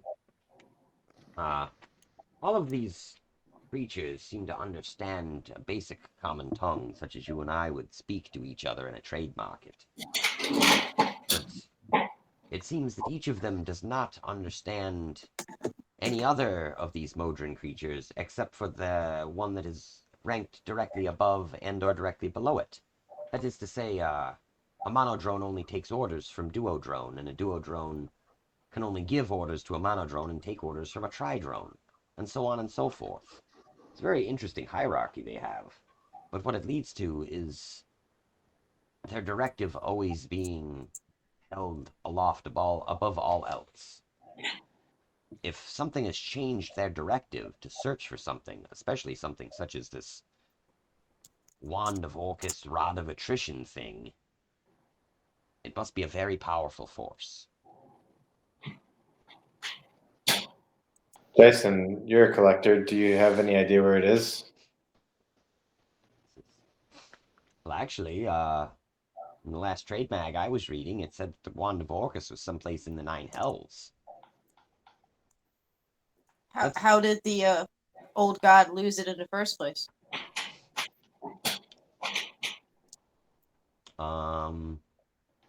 Make me a history check, because you actually already know this, but I'm going to see if you remember it.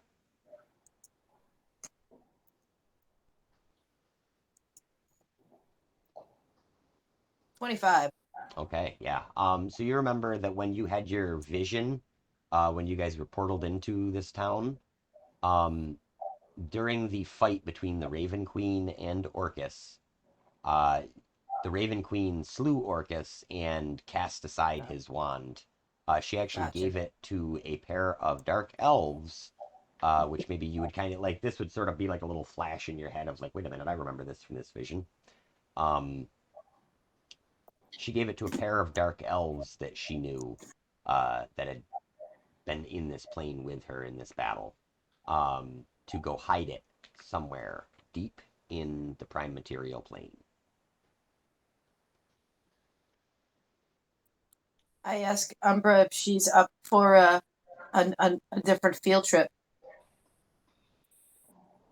She says, "Ooh, you want to go to hell? Awesome!" I say, wait, not just yet. We still have make some plans. Oh, okay. She goes back to juggling axes. I turn to the I toss a party and dagger in. Yeah, like you throw it, and she deftly just portals another portal in front of the dagger, and now the dagger is going laterally while the two axes are going up and down. It's fucking amazing. Nice. so I turn to my party and ask them if they're willing to go on this journey to get this before this other dark god can get it back. Let's get it. Sounds like a plan. That's what we do, right? I ask both the wizard and Reggie if they have any advice or help for us. He says, Reggie actually tells you, he says, it seems you may be in luck. You and Umbra may both get your wish. You see, the march seems to take a path that's, well, sort of in line with where you wish to go. In order to get to the Nine Hells, typically speaking, one needs to travel through several doors in the Outlands. As soon as I find the page where it lists it, I'll tell you. So Umbra can't just take us there? He says that, like, Umbra tells you that she can take you anywhere that she can think of, and she knows a few places in hell that her mother told her about when she was very little.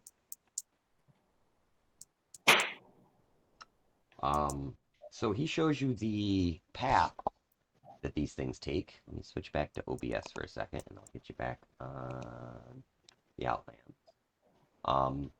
So the path that they take tends to lead them in sort of almost like a threading the needle sort of pattern.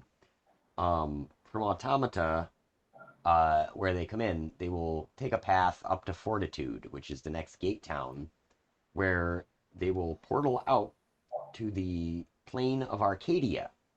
Once they get to Arcadia, which is considered like a lawful good plane, they will make their way through to a gate on the far side of Arcadia that comes out, actually comes out in Mount Celestia, one of the outer planes, and then eventually back to the gate town of Excelsior. And essentially what they will do is thread their way around this outer circle through these inner and outer planes until they revive back at Hopeless. From Hopeless, they will go to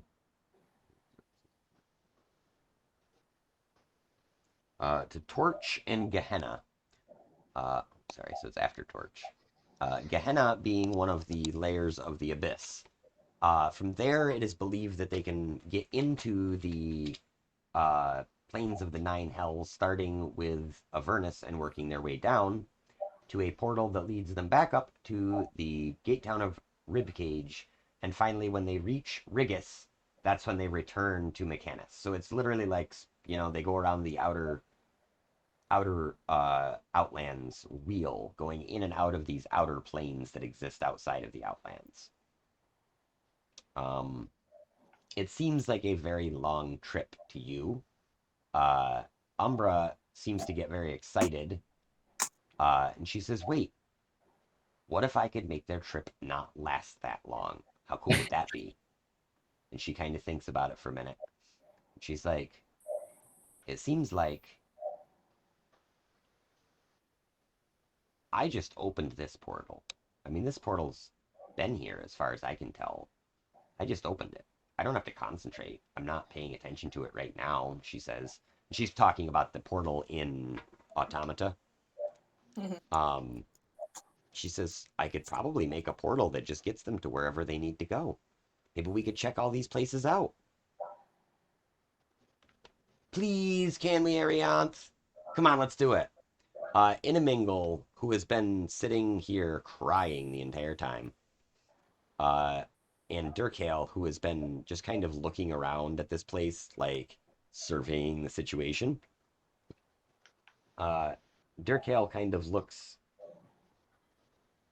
upset with Umbra for bringing them here and for kind of getting them into this situation. But he says, Umbra, you know very well that I have duties back in Sigil. I must return to the city at once. Fine, bye, Dad. And she blips a portal underneath his feet and he falls through it. No, Umbra! And then she says, what about you, Innie? Are you going to tell me that we shouldn't go too? And now you can kind of see that there's some light in Umbra's eyes, and it's sort of getting stronger and crackling, and the axes that she's juggling are going faster and faster, and so is the dagger going side to side really quick.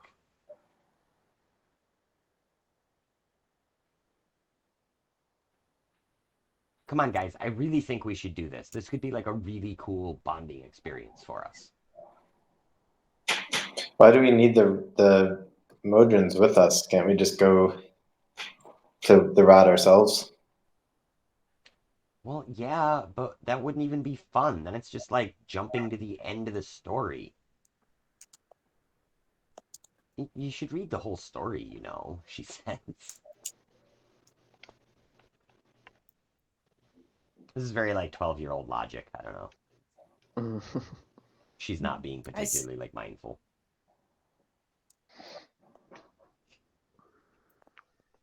I asked. Oh, sorry. Are we in danger if we return to Automata right now? She says, don't worry, I can keep us safe. I mean, you've seen what I can do.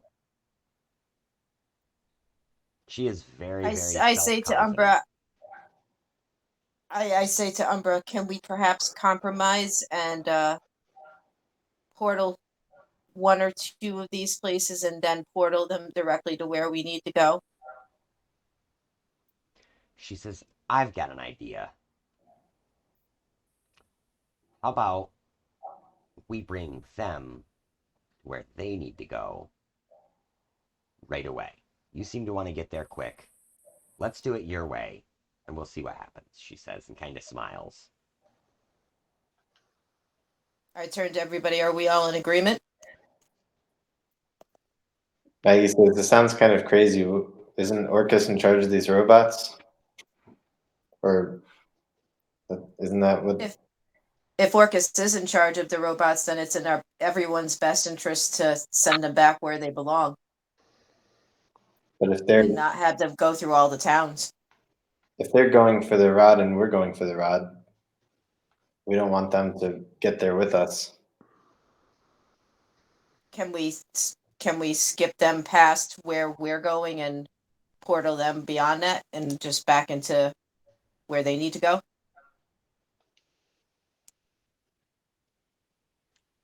Umbra kind of considers this. She's like, I think I could do that. I mean, I don't know how it would work once we left this plane. To be honest, I've only ever been to a couple of other planes with Dad on work stuff. He kind of shrugs. Let's give it a try, she says. And with that, she opens a portal and lands you guys back in the streets of Automata. You are not particularly noticed, as right now the march is wreaking havoc throughout the city. Let's see. And we can say this is kind of a general idea of this temple and stuff, one that came with the campaign. So right in the middle of the town is where the portal is. You guys are roughly at 3, and you are dropped in sort of into the middle of some of these modrons sort of marching down the middle of this open area of the street.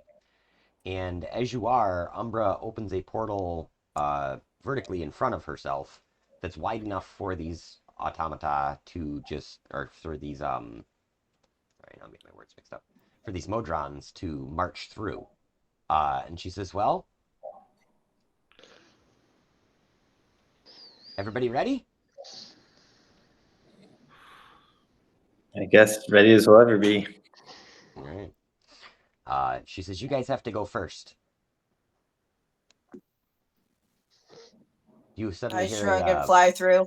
yeah, as you're flying through, you hear a voice shout out, "Hold you there!" And it's a batch of city guards kind of running up towards you guys. Umbra says, And the axes she'd previously been juggling that had seemed to have disappeared from her hands now fall from the sky above these city guards and just start zipping towards them. I say Ariane. to Umbra, I yell to Umbra, don't hurt the city guards. It's not worth it. So she sort of looks at you, rolls her eyes, and as the axes are approaching and people are starting to shout like warnings to the guards, and the guards are looking up, two more portals open up directly above the guards, and the axes fall back into the portals. She sort of shrugs. She's like, "All right, come on, let's go, guys. I want to see that. I want to see hell."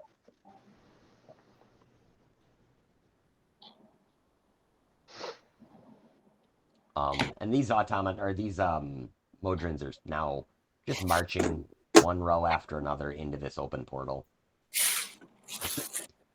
Yeah, Maggie follows Ariane through. Okay. Vanidia and Tohan as well. Yep.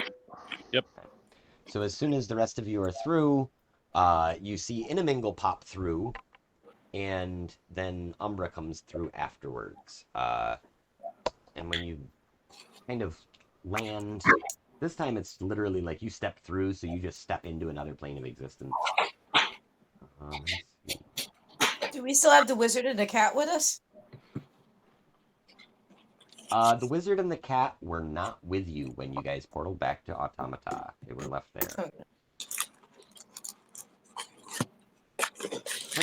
At least they were together.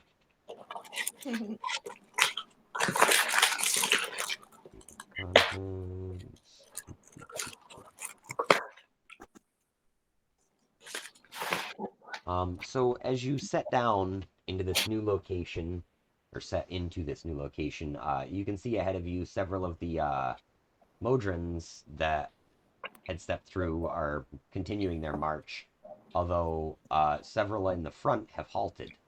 And they're sort of bumbling and bumping into each other for a second before halting in their ranks. And you can see that one of them happened to have been one of the Tridrones. And he is currently moving up and down the ranks, and he seems to be performing some sort of calculation. Like you can see parts of him whirring and whirling, as though he's trying to figure out sort of what just happened. You can also see a couple of the two-eyed drones. They seem to be turning to all of the single-eyed drones and interrogating them individually as to what just happened. You can sort of catch bits and pieces of it, like, Monodrone A2, A1, please report what is happening. You hear the Monodrone report back, and it just sounds like a fax noise. Reggie's like, "Oh, that's odd. He seems to think that they're not where they're supposed to be." As you guys look around, you can see you are surrounded by a very black gloom everywhere.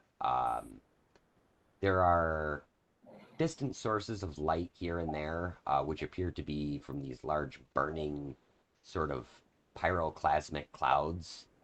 They just seem to be hovering. It's almost like if like a mushroom cloud had form and it was just glowing. And there's a distinct crunch underneath you. And as you look down, you see that the ground is covered in what appears to be old fingernails. Ooh, lovely. Ugh. Yeah, just wait, like it's like a sand desert, but with fingernails. No. Welcome to hell.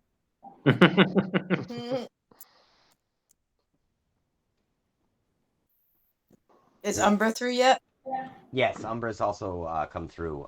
However, when she steps through, the portal closes behind her, and she sort of looks for a moment and crosses her brow, and she sort of makes a move again, and the portal uh, opens, and a few more of these modrons come stumbling through again. And now there's really some confusion because a few of them obviously did not make it through, and most likely were left back in automata. She closes the portal again and looks for a minute, looks concerned, and she says, "Hmm, I have to concentrate to keep it open down here. Strange. Oh well, at least we've got some of these guys through, right?" She sort of smiles.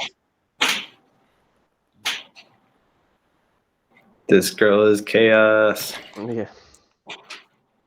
You know what's really nice about chaotic good NPCs is I don't really have to think too much about what they're gonna do beforehand. I say to Umbra, perhaps it is time to open up the other portal to get them back to where they belong. Or the moon. So here's a picture of all these modrons piling out of a portal. So that's fun.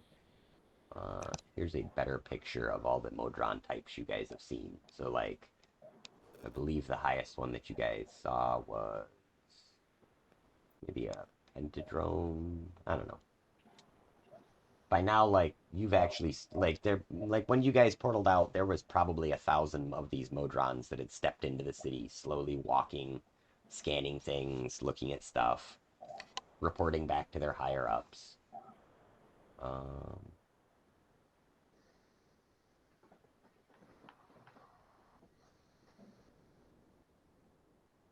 let's see. I think I had one more image for you guys. Yep. Um, this nice image of a random mother snatching her daughter out of the way of harm of these modrons coming through. Again with the big lips. This is actual original Planescape material, so this is in fact how these magic robots are supposed to look. Big-lipped, one-eyed robots.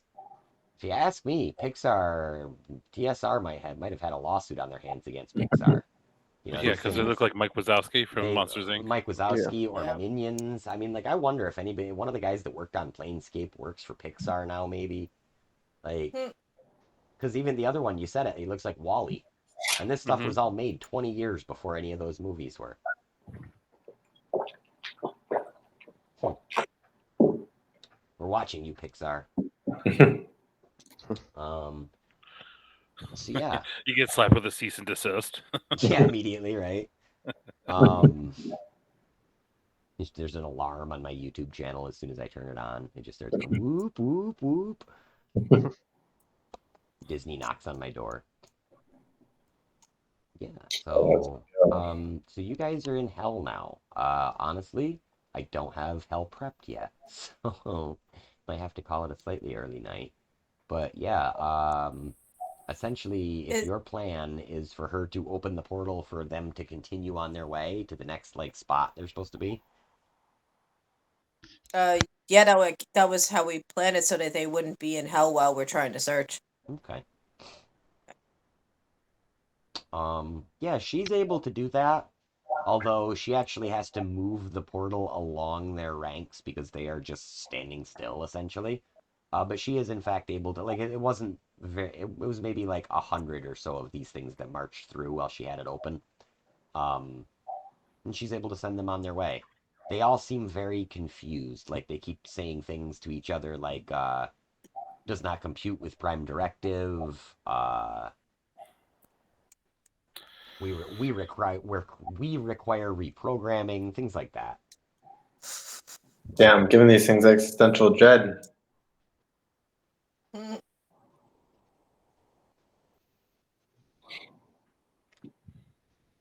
So yeah, you would, however, be privy to the information from Reggie that he has about where you are, and it seems that uh you may have wound up farther along than you intended, as it seems, according to what he's getting back from his readings, that you are in Avernus.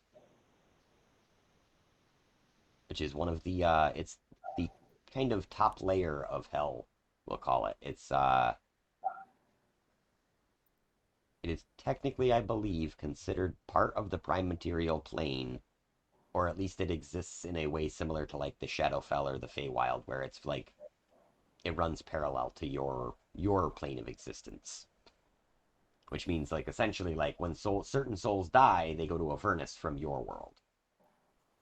Like maybe one day you would sort of like when you guys killed Valk and he wound up in Celestia because that was like where he would wind up because he was a lawful good soul. Like, maybe chaotic evil people or even maybe neutral evil people or maybe chaotic good people wind up in hell. I don't know. All depends on what they believe and what you believe, dogma, that sort of thing. And with 1,000 different religions in all the different planes, it seems like there'd be a lot of extra dogma, Yep.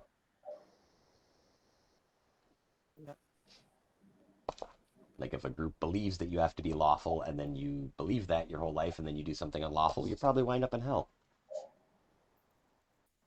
However, if you have no problem with being chaotic, and your whatever religion or faith you have doesn't either, if it's a chaotic faith, then you're probably okay. Fair enough. Yeah. So is there anything you guys would like to do in hell before we call it a night?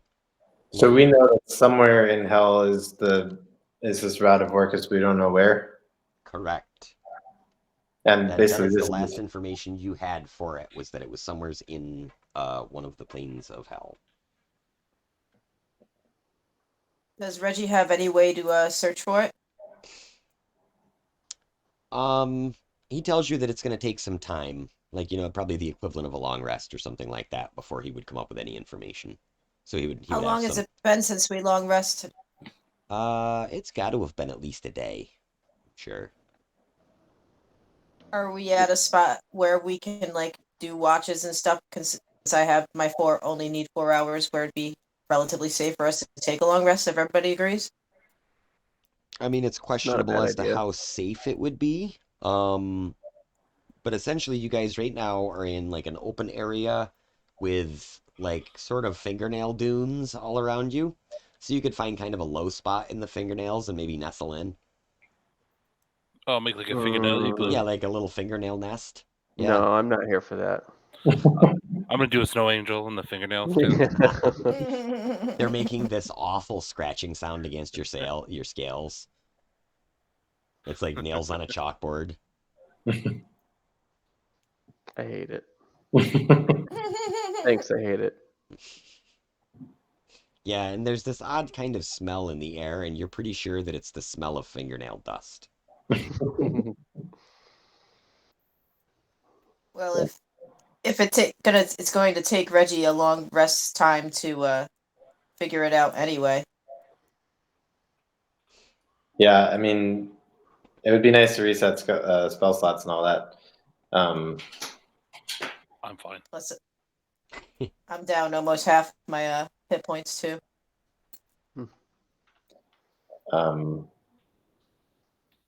Okay, I mean, do we want to do some searching before we take a long rest, or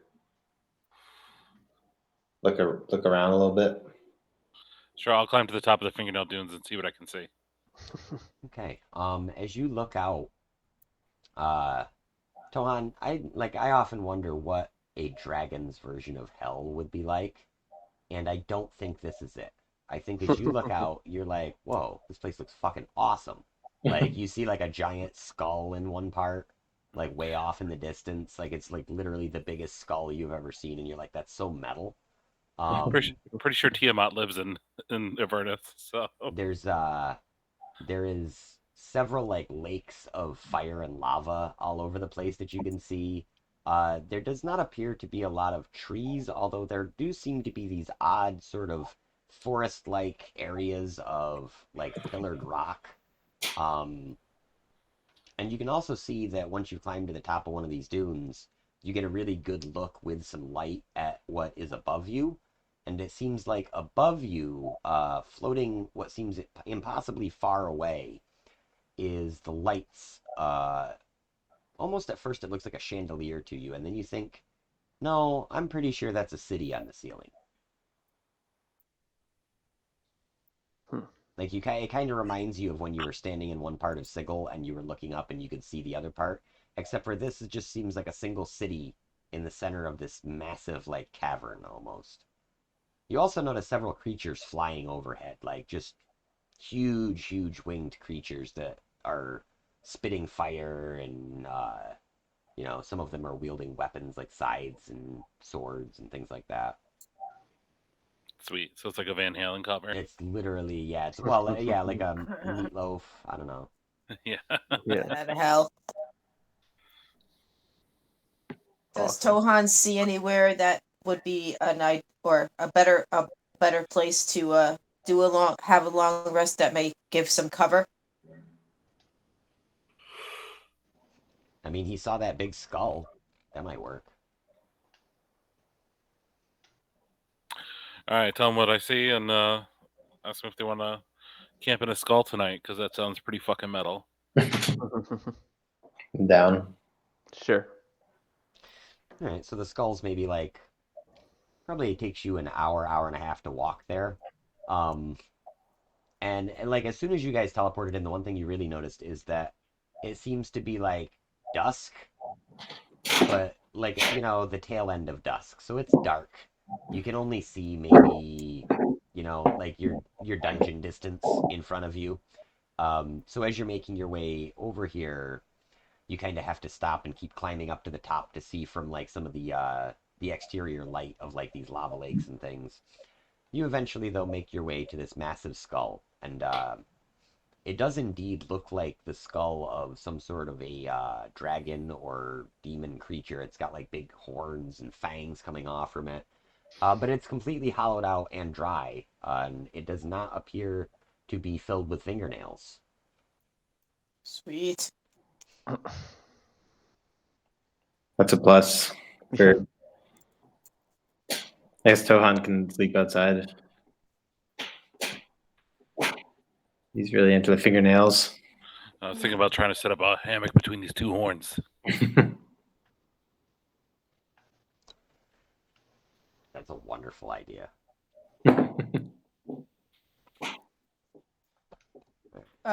Would it make sense before I start my rest to maybe cast darkness in a way that it would be around a skull but not in the skull, so we can still see?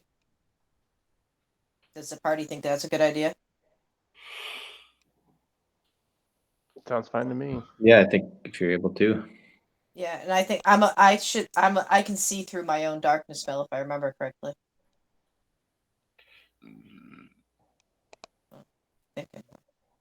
Yeah. I mean, you could definitely do that.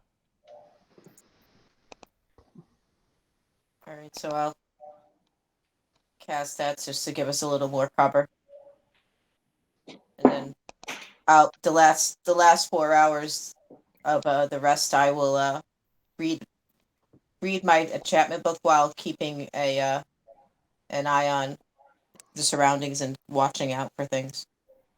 Right. Maggie will do her normal cooking for everyone, and she's excited to have a new person to cook for, and a kid, even better. Can I have extra toenails on mine? Yeah, definitely. Yeah, no matter what you do, the toenails make their way into everything too. It's awful. Like it's like getting into your shoes. Yeah, I was just gonna say toenails in your boots. Yep. Just say, roll pretend child eyes. That's how many toenails you have on you. Nice. Yeah, I just tell I'm just telling the stories of all the things I killed to the kid. And she is absolutely like enthralled with this. She thinks that you are the coolest. She's like, and then what happened? Like, then I split him in fucking half. awesome. Yeah, she's into it. She somehow produced the axes again. She's like juggling the axes while you're telling these stories. That's just like her nerve. That's her ADHD toy now. That's her fidget toy is a pair of axes. That's the best fidget toy ever. Oh yeah. This is why I mark this channel not for kids. It's a teaching toy. Yeah. If she cuts herself, she'll learn something. So let's see. So the first 4 hours goes by fairly uneventfully.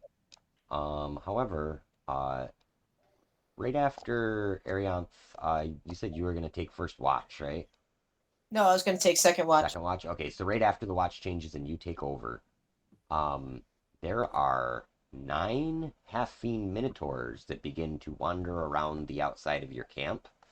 They don't seem to be paying a particularly large amount of attention to you. They just sort of make like a gesture towards you. One of them does, as though they were indicating to their fellows that you were there.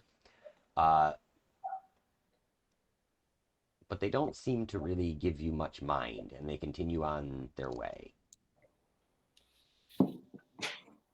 I keep an eye on them and make sure that they continue on. And these are very reminiscent of the minotaurs that Tohan's parents were transformed into. They look very much like those minotaurs. Or hold off on bothering anybody or waking anybody up since they're just passing by. Okay. Yeah, and you guys are able to take a long rest uneventfully. Sweet. Umbra stays up just a little bit later than she should.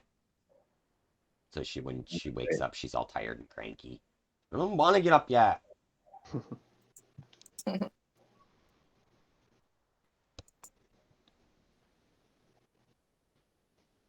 Are you going to do that 10-point things, Maggie?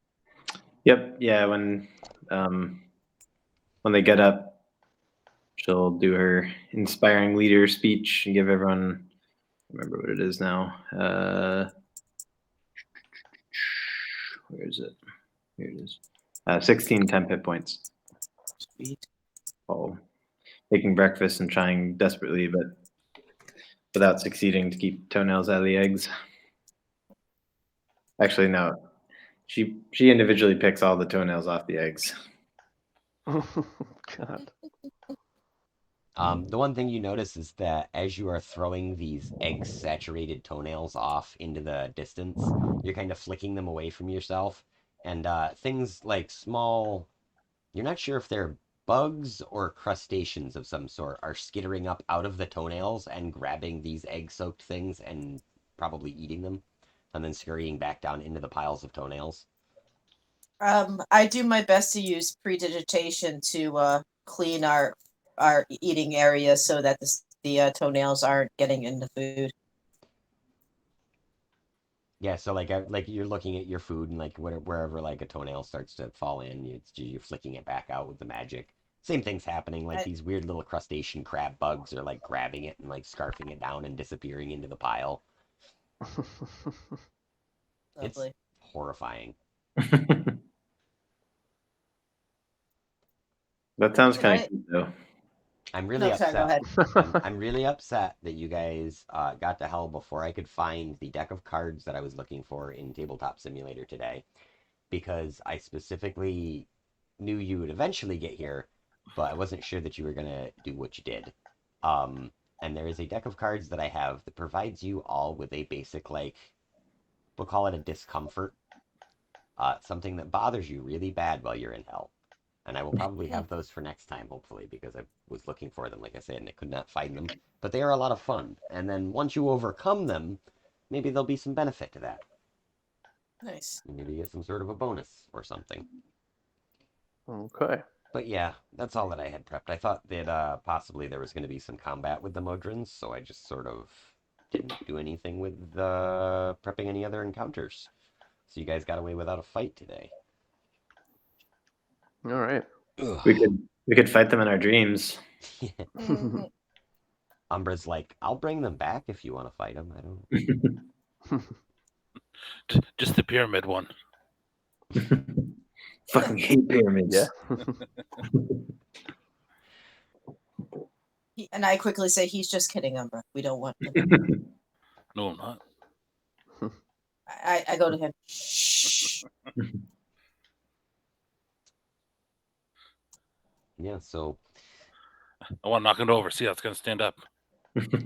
so the If I put it on its scenario head. that we've got is actually from a book, or it's one of the Planescape books called The Great Modron March. And it's pretty interesting because without spoiling too much, hopefully, without spoiling anything, hopefully, this particular series of adventures, it's like 8 or 9 adventures, and it's actually designed to be like its own whole campaign, but I'm gonna pick and choose some things from it. It ties in with a couple of other things that went with the Planescape setting, including something called Dead Gods that sort of runs parallel to what we've been telling of a story already. So it's kind of interesting to see how they all piece together. And I'm going back through this stuff now, thinking like, wow, this was written like 20 years ago. And I never understood the full story because I never owned all of the stuff. I'd only read a few things. I gotta say, Planescape has got to be one of my like, I find it to be the most impressive D&D setting because it was so well thought out. Everything that was happening in 3rd edition in Planescape seemed to be interconnected with every other thing that was happening. That's cool. It's a really fully realized world, and apparently that carried through into the Planescape Torment video game pretty well too. So if you guys are fans of the setting, then there's other stuff you can check out. Yeah. Cool. And yeah, I would definitely be. I can share. I think I can share the PDF of the Player's Guide to the Planes too, which is all like literal information designed for people who want to play in Planescape that are like interested in the setting, and we can call it Reggie has basic information, you know. He's a Cool. nice plot device. Very handy. All right. Yeah, if there's anything else you guys think of that you want to do or whatever, between now and next week, feel free to post it in the chat thing for the messenger thing, and I can accomplish that. Or if you come up with anything that we didn't resolve from previous, I can always retcon stuff back in to some extent, anyways. Yeah, not the most tactical session, but I think plot-wise it accomplished kind of a lot. Mm-hmm. We're finally in hell. Which is convenient because one of my early birthday presents or late Christmas presents that came in happened to be Descent to Avernus. So I now have that as source material as well. Nice. I got that, and I actually got the Wild Beyond the Witchlight, so the Feywild is now at my fingertips as well. Yay for books. If there's nothing else, I'm going to take off, guys, because I do have to be up. All right. Good night, everybody. Good night. It was fun. Yeah. Have a good night. See you guys next week. See ya.